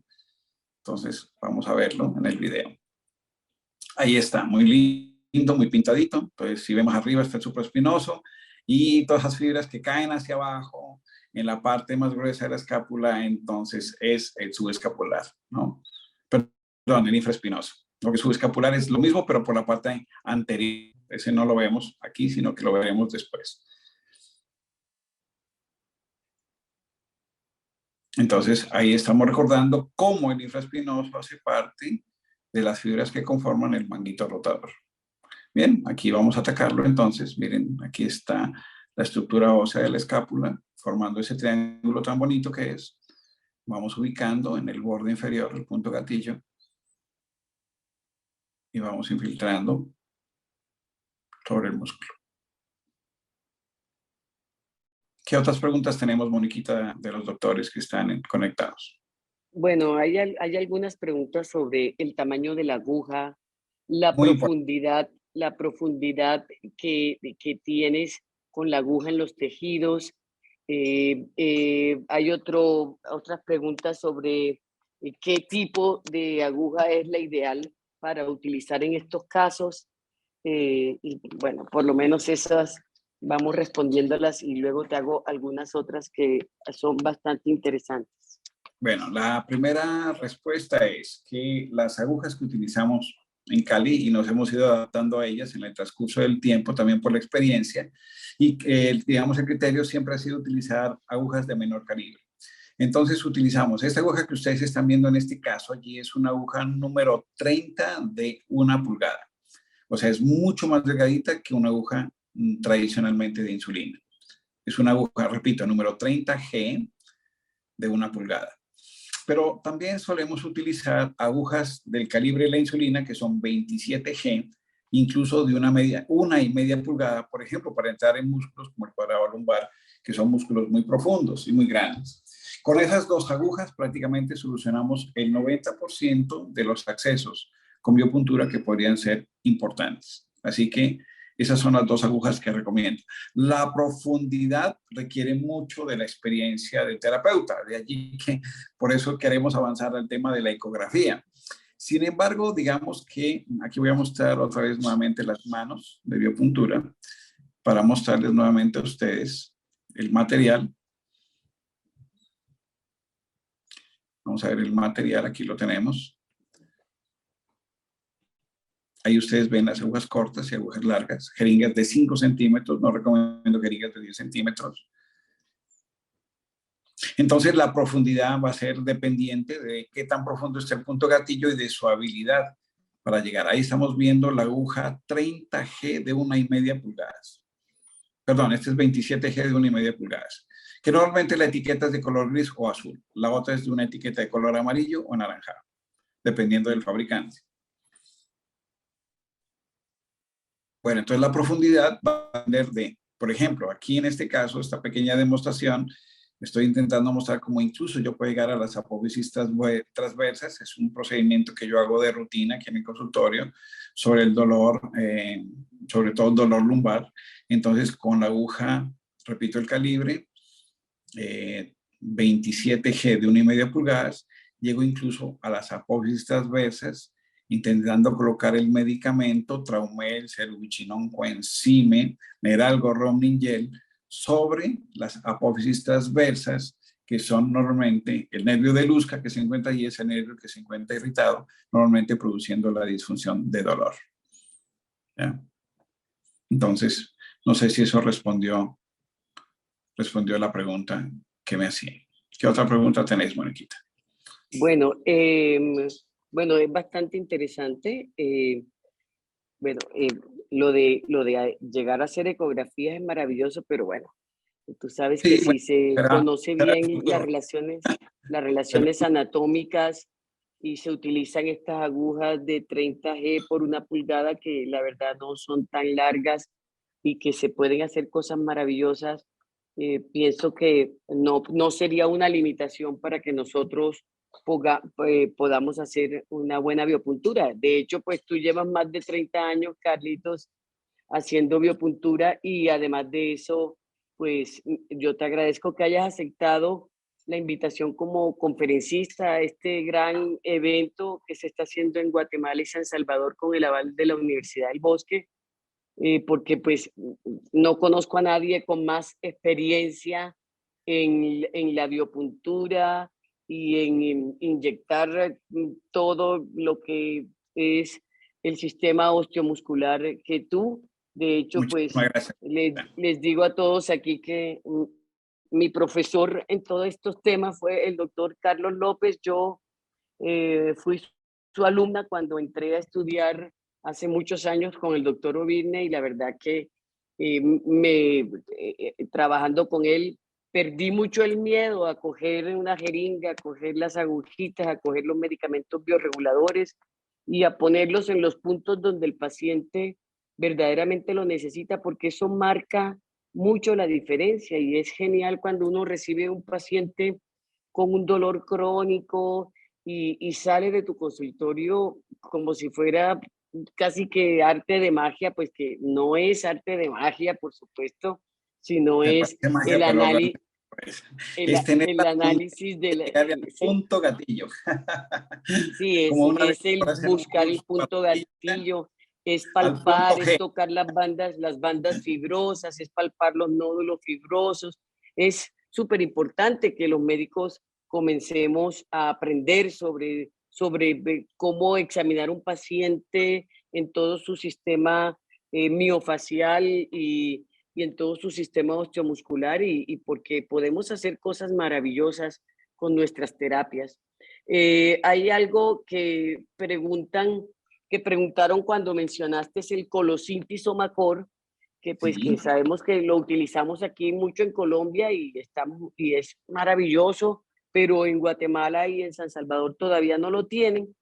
Pues yo tendría mi respuesta a esta pregunta porque verdaderamente el uso de Discus compositum, que sí es un medicamento que tienen en Guatemala y en San Salvador y que además es un medicamento maravilloso. Dentro de sus componentes más importantes del Discus es el colosintis que puede modular el dolor neuropático. ¿Sí? Entonces, quiero pues decir, el Discus compositum es un medicamento muy interesante cuando tenemos procesos degenerativos en la columna vertebral, especialmente en la columna lumbar, pero también puede aplicarse en columna cervical. Todo trastorno que implique algún grado de degeneración en el tejido conectivo en la columna vertebral es susceptible de ser tratado con Discus compositum.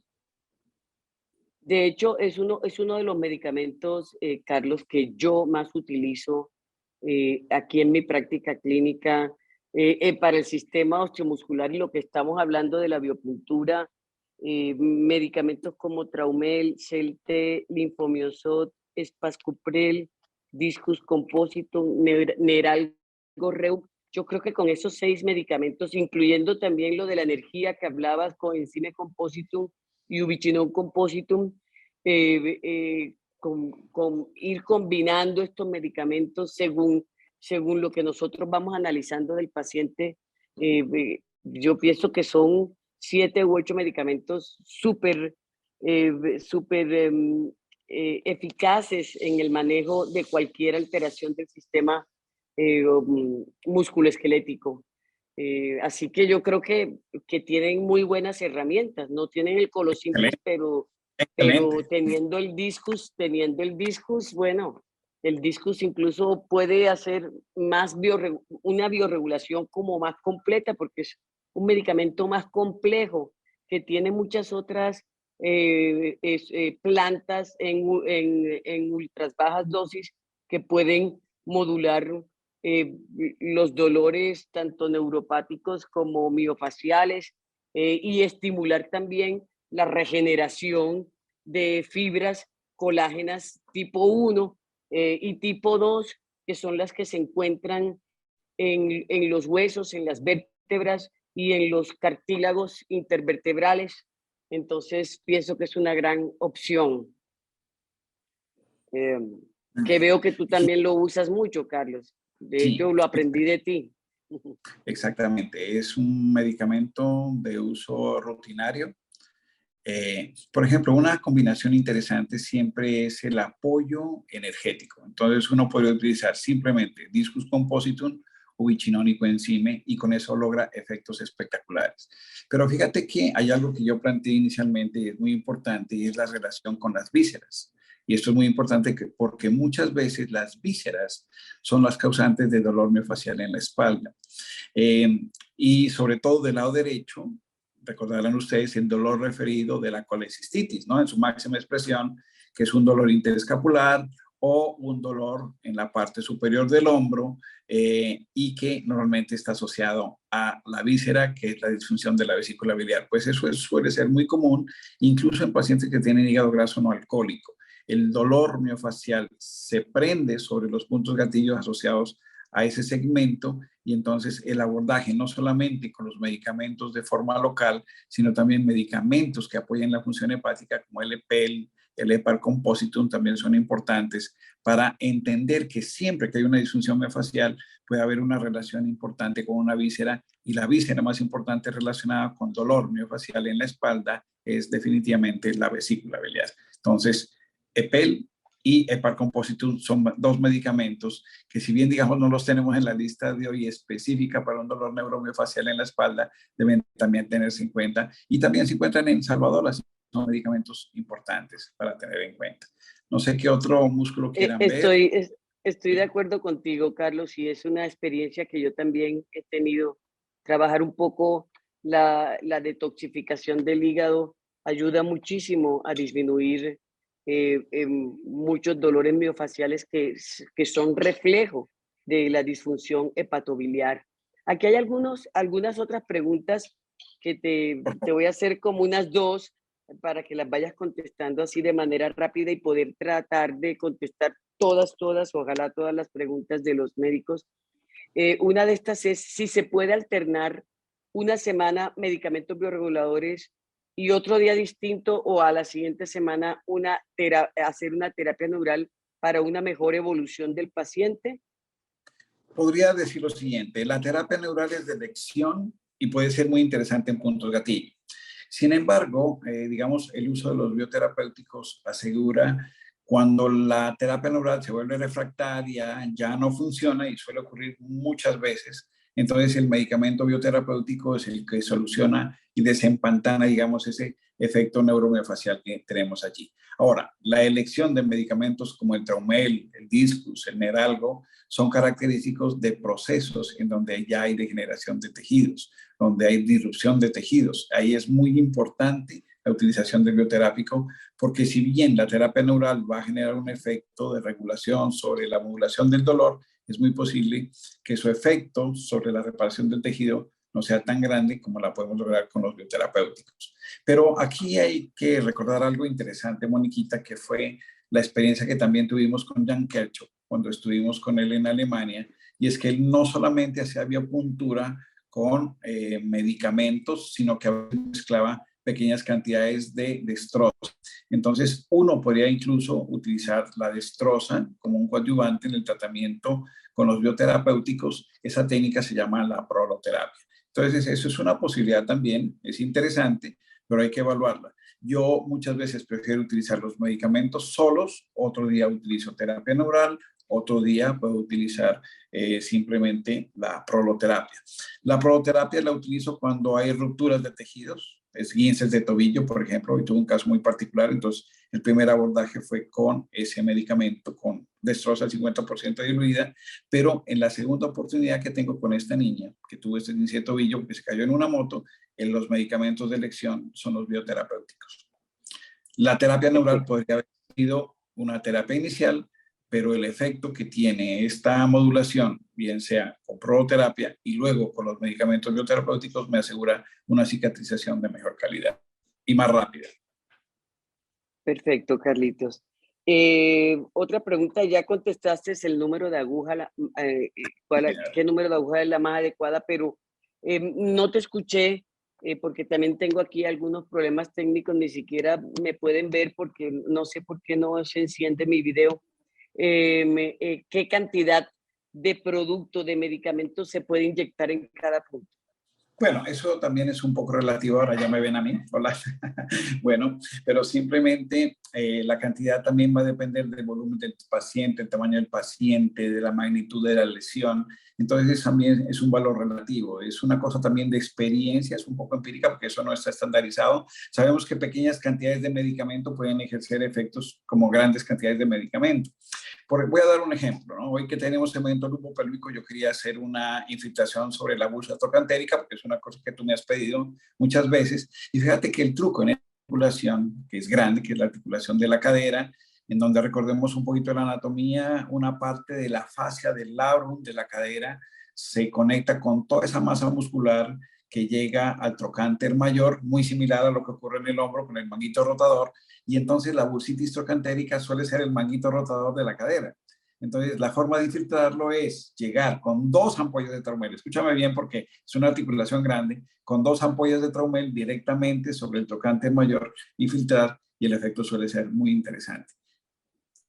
¿Por qué razón no se logra igual con una sola inyección? Se logra con 2 Traumeles directamente aplicados sobre la bursa trocantérica. Eso es un truco. Esas son las experiencias clínicas que hay que aprender, de los expertos como tú.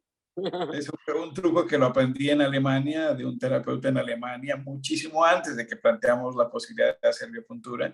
Entre esas curiosidades, así es que el personaje abordaba la bursitis trocantérica y fue una gran lección. Maravilloso. Carlos, ¿es necesario aspirar en cada infiltración? No es necesario porque si bien saben ustedes que los medicamentos bioterapéuticos también los utilizamos por vía intravenosa, no tienen efectos específicos que puedan producir efectos adversos a nivel sanguíneo, así que si hay una infiltración sanguínea con medicamentos bioterapéuticos no hay ningún problema.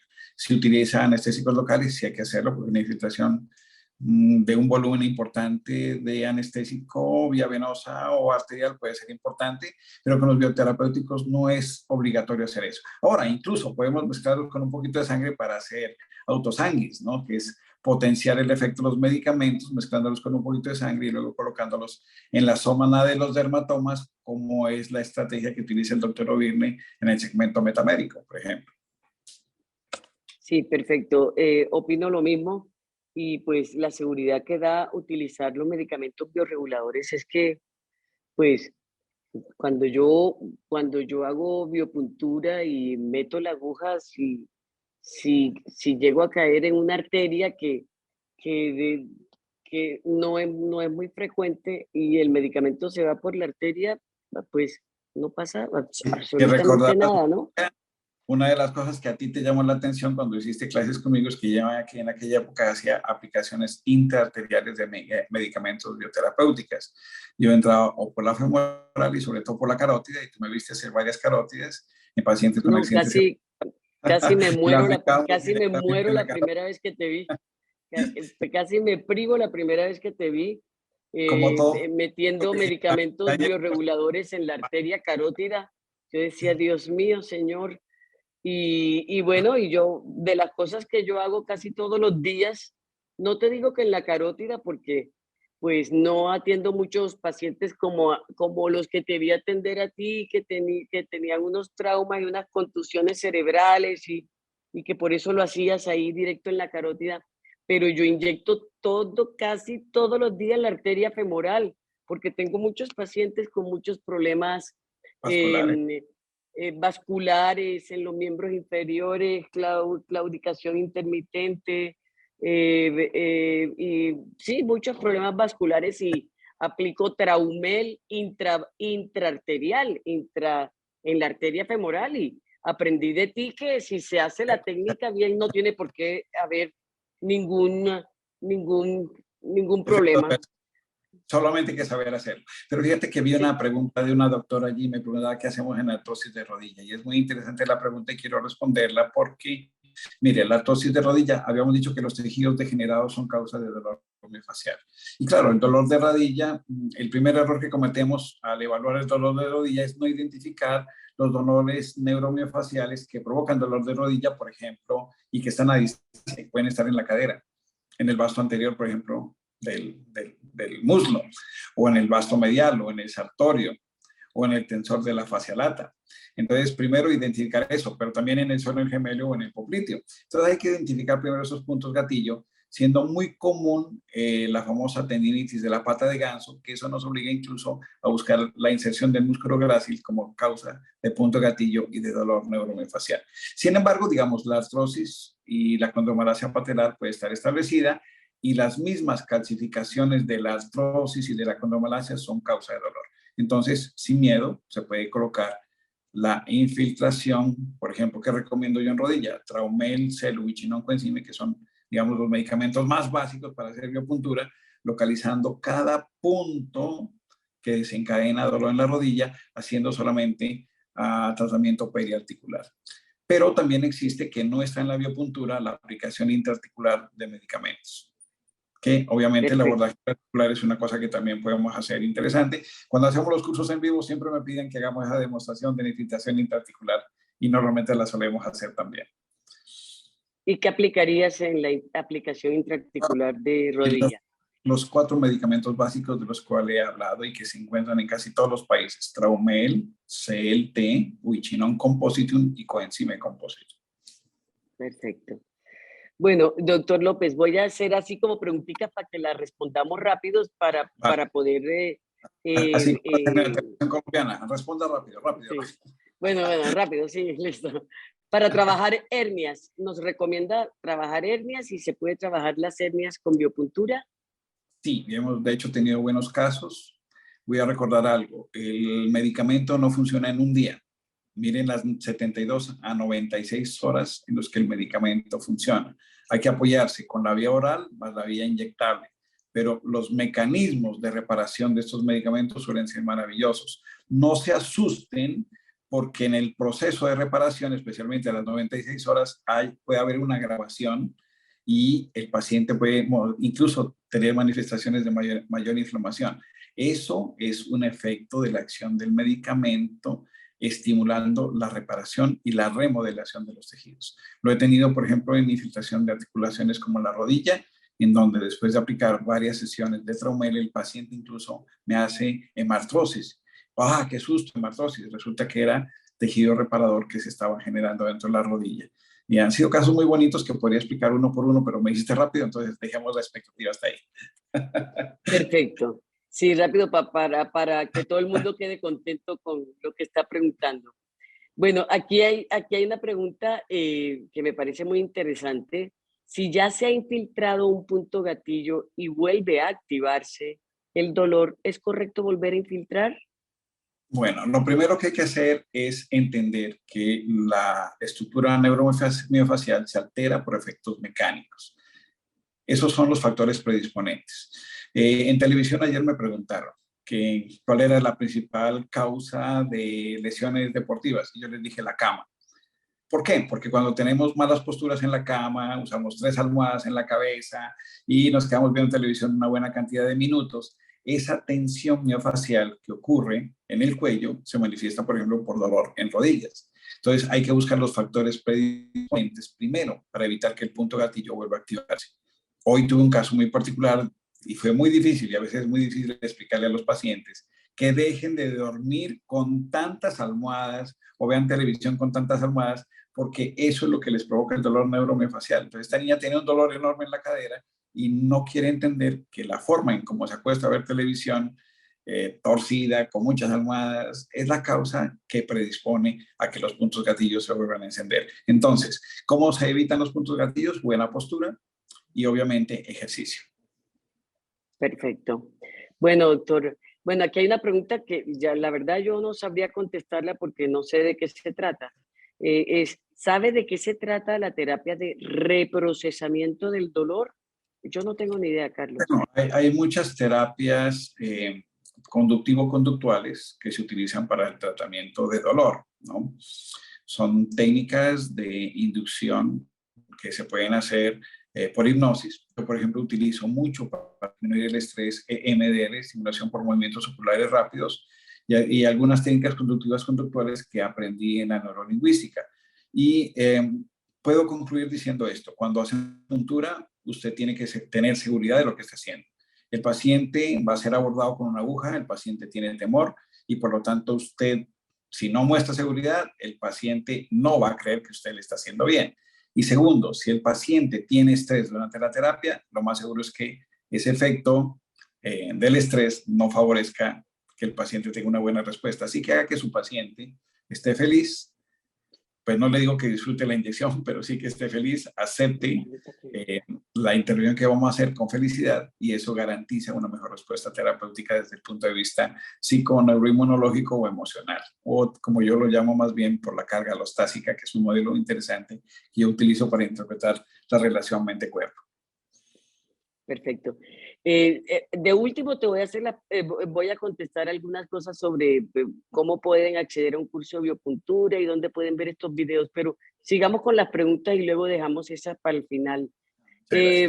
¿Ocupa procaína o solo las ampollas para aplicar inyecciones? No, pues mire, mi estrategia es manipulación, masaje, inyección. Recordemos que en mi currículum yo tengo una formación en osteopatía y quiropráctica y en medicina del deporte. Entonces, lo que hago es movilizar fascias, es una de las cosas que más me gusta y más efectivas para el tratamiento de la disfunción neurofacial, junto con las actividades de ajuste estructural como se hacen en la quiropráctica y obviamente la inyección. Entonces, realmente tenemos muchas alternativas de inyección hoy. Cuando la estrategia la planteó James Sirius en Inglaterra, manipulación, masaje, inyección, él solamente inyectaba esteroides. Y eso era maravilloso para él. Pero nosotros tenemos aguja seca, punción con aguja seca. El problema de la aguja seca es que tenemos que repetir muchas terapias para tener la efectividad que tenemos, por ejemplo, con la terapia neural. Pero la terapia neural tiene también limitaciones cuando el tejido está degenerado, y ahí es cuando la biopuntura se vuelve interesante. Pero cuando hay disrupción de tejidos, podemos utilizar la proloterapia.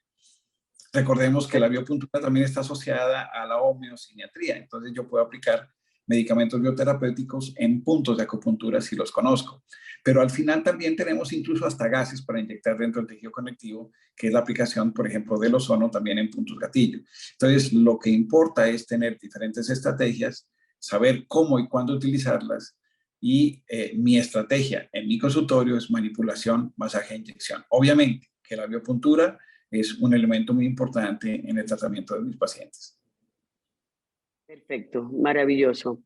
Bueno, aquí hay varias preguntitas sobre si con la biopuntura se pueden hacer pápulas y si es lo mismo hacer pápulas o aplicar profundamente el medicamento, si se obtienen los mismos resultados o no. Bueno, el doctor Rubirne tiene la propuesta de la aplicación metamérica, y es una buena propuesta porque recordemos que el tejido subcutáneo tiene raíces profundas que van hasta las líneas miofasciales. Sin embargo, vuelvo y repito lo que planteé en la conferencia, lo que planteó Levitt: hay que llegar a la madre del punto gatillo que nos garantiza el éxito terapéutico. Si llegamos al punto gatillo, hay más posibilidades de que logremos nuestra efectividad en el tratamiento. Perfecto. Bueno, ¿cómo abordar el dolor secundario a hernias discales lumbares? ¿Cómo sería dolor secundario? Quiero interpretar el dolor secundario, porque obviamente es una estrategia compleja de tratamiento que incluye incluso la rehabilitación del paciente. Eso incluye la utilización de modalidades terapéuticas, TEN, estimulación eléctrica transcutánea, tracción, láser de baja intensidad, incluso, ¿por qué no?, radiofrecuencia y otras técnicas similares. Yo en mi consultorio tengo especialmente láser de baja intensidad, que me ayuda mucho en la solución de estos problemas. Utilizo mucho la estimulación eléctrica transcutánea y en menor proporción el ultrasonido. Pero mi principal herramienta son mis deditos para hacer manipulación estructural y de tejido miofascial y para inyectar medicamentos.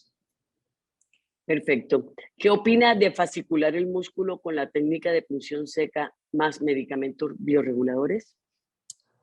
Si el medicamento es apoyado por vía oral, podría servir, pero no hay nada mejor que colocar el medicamento dentro del músculo.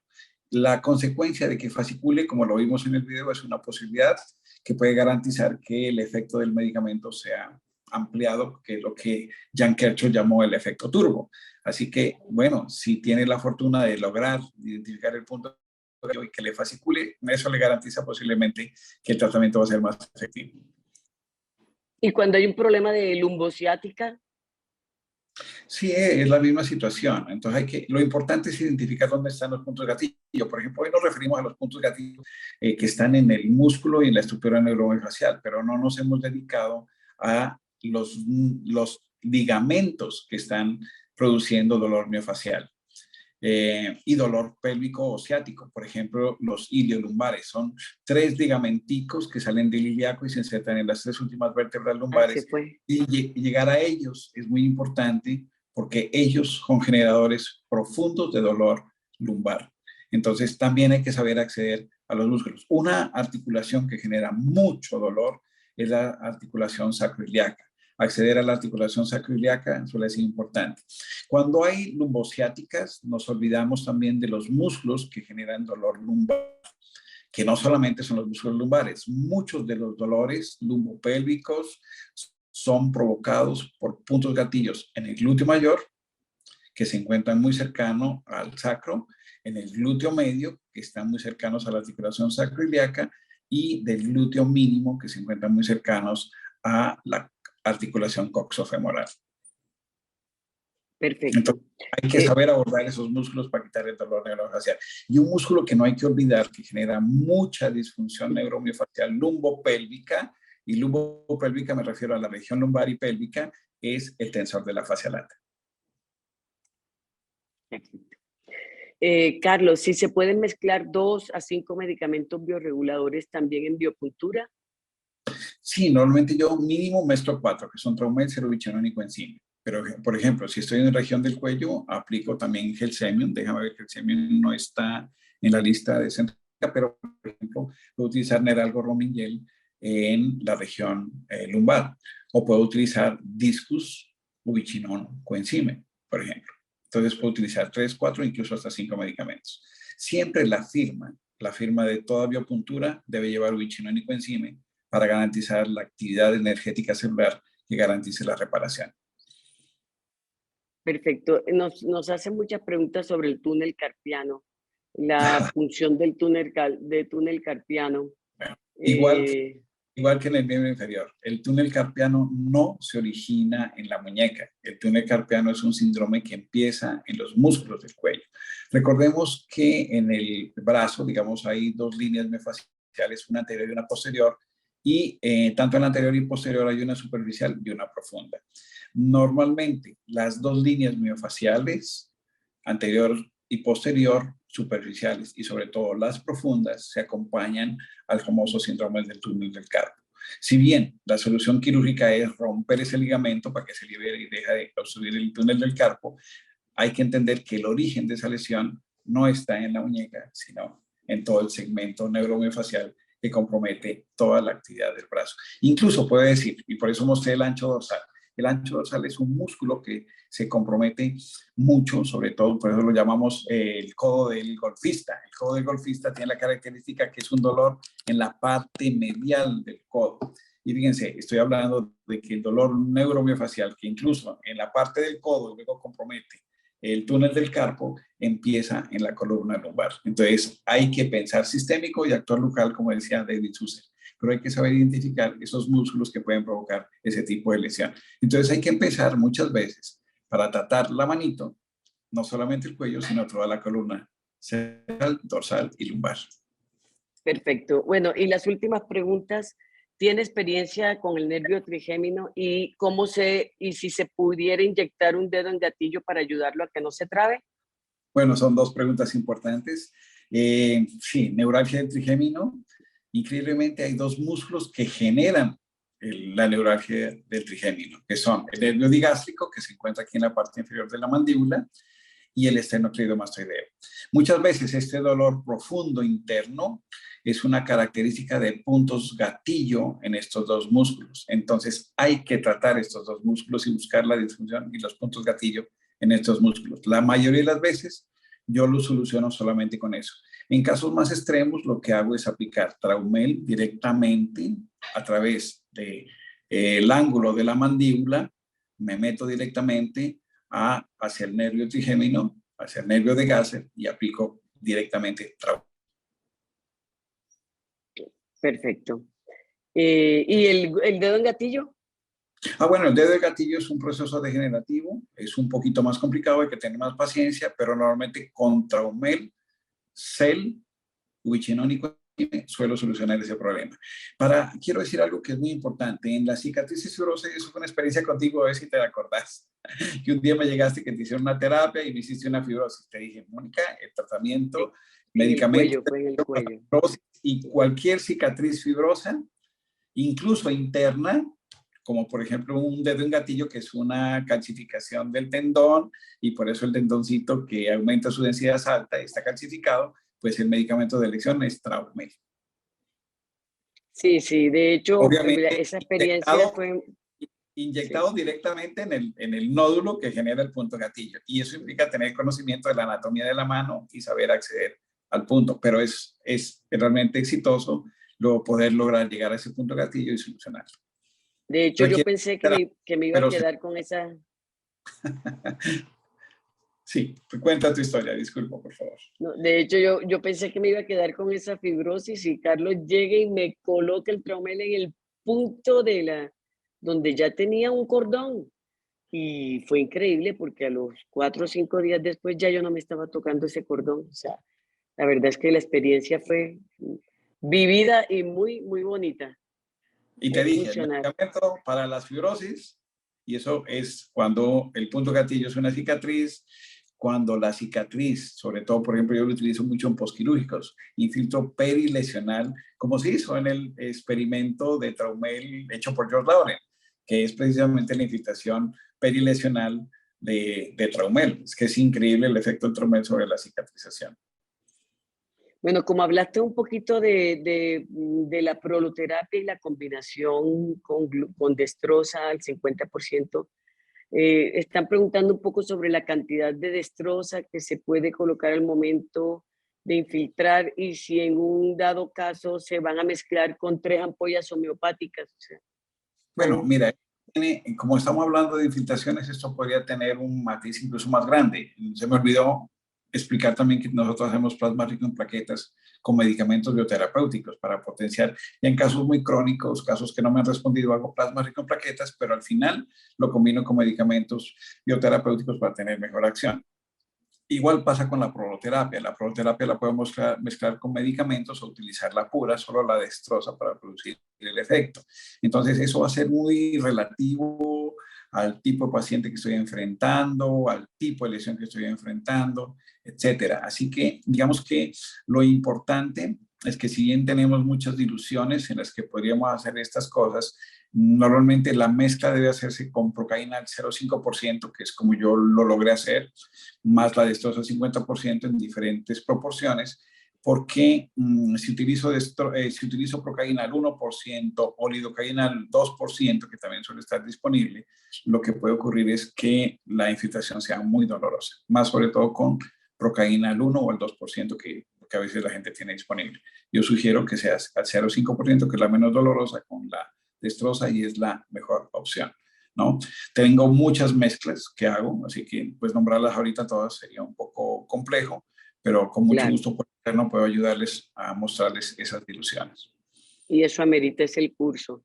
Para desbloquear una cirugía sería suficiente Traumel y hablan sobre neuropatía posherpéticas también.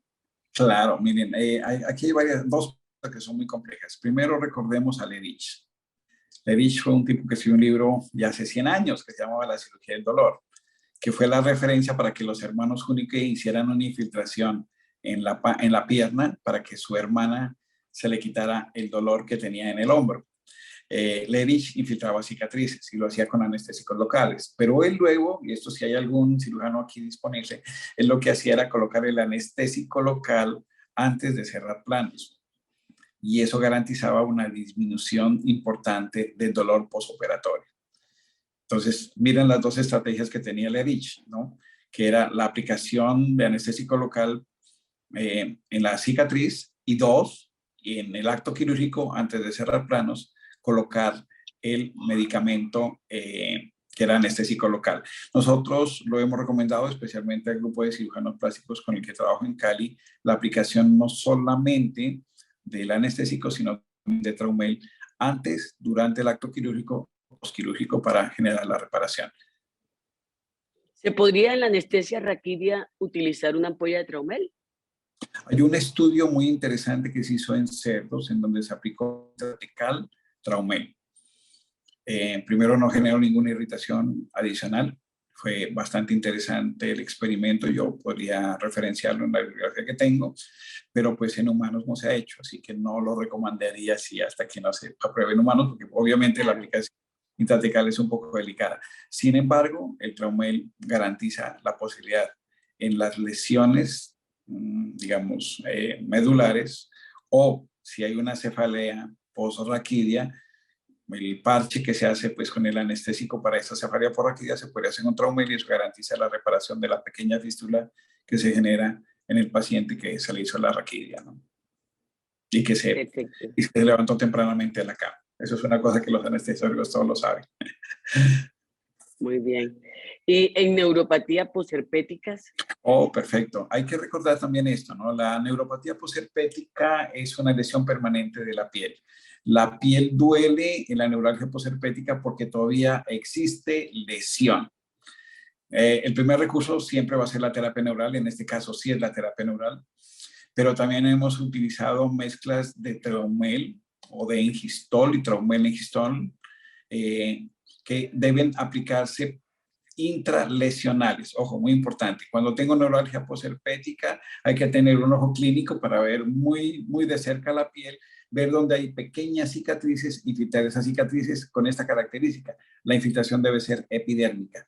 Si se hace subdérmica no sirve porque la lesión de la neuralgia posherpética son micro lesiones de la piel en el cual el nervio queda expuesto. Por eso con un vientico, con la noche, el dolor se despierta en mayor proporción. Es una lucha fuerte tratar el dolor posherpético porque son grandes áreas. Hay que descubrir dónde está oculta esas pequeñas lesiones, pero hay que atacarlas haciendo infiltración intralesional, haciendo un abón como de piel de naranja en la lesión. Perfecto. Bueno, hemos contestado todas las preguntas. No veo ninguna otra pregunta más en este chat. Déjame y reviso, Carlos. Bueno, están preguntando por un curso de biopuntura. La idea era comenzar pues con este curso maravilloso que hemos organizado para los dos países, para pues es un curso general para que vean todas las posibilidades de tratamiento, todas las herramientas terapéuticas que la medicina bioreguladora nos ofrece, que además es un curso avalado por una de las mejores universidades de Colombia. Así que, bueno, qué rico que estén como curiosos de decir, bueno, quiero más, eso nos pasa a todos. Así que yo pensaría que para el próximo año organizar un curso de biopuntura contigo, mi profe, el doctor Carlitos López. Me encantaría ir a comer pupusas a Salvador, ir a Antigua Guatemala otra vez. Pero hacer yo te acompaño, Obviamente que sí. Y nos vamos a hacer un curso de biopuntura presencial, porque yo sé que esto es un intro. Yo estoy realmente muy feliz de que hoy tengamos un respaldo desde la biología molecular para entender los mecanismos de que estos medicamentos actúan en la máquina. Ay, se quedó congelado. Carlos, sí. Si me estás escuchando, te quedaste congelado. Ya me descongelé. Es que cuando entra mensaje se congela uno, pero ya estoy aquí. Muchas gracias por las felicitaciones que todos están dando por ahí.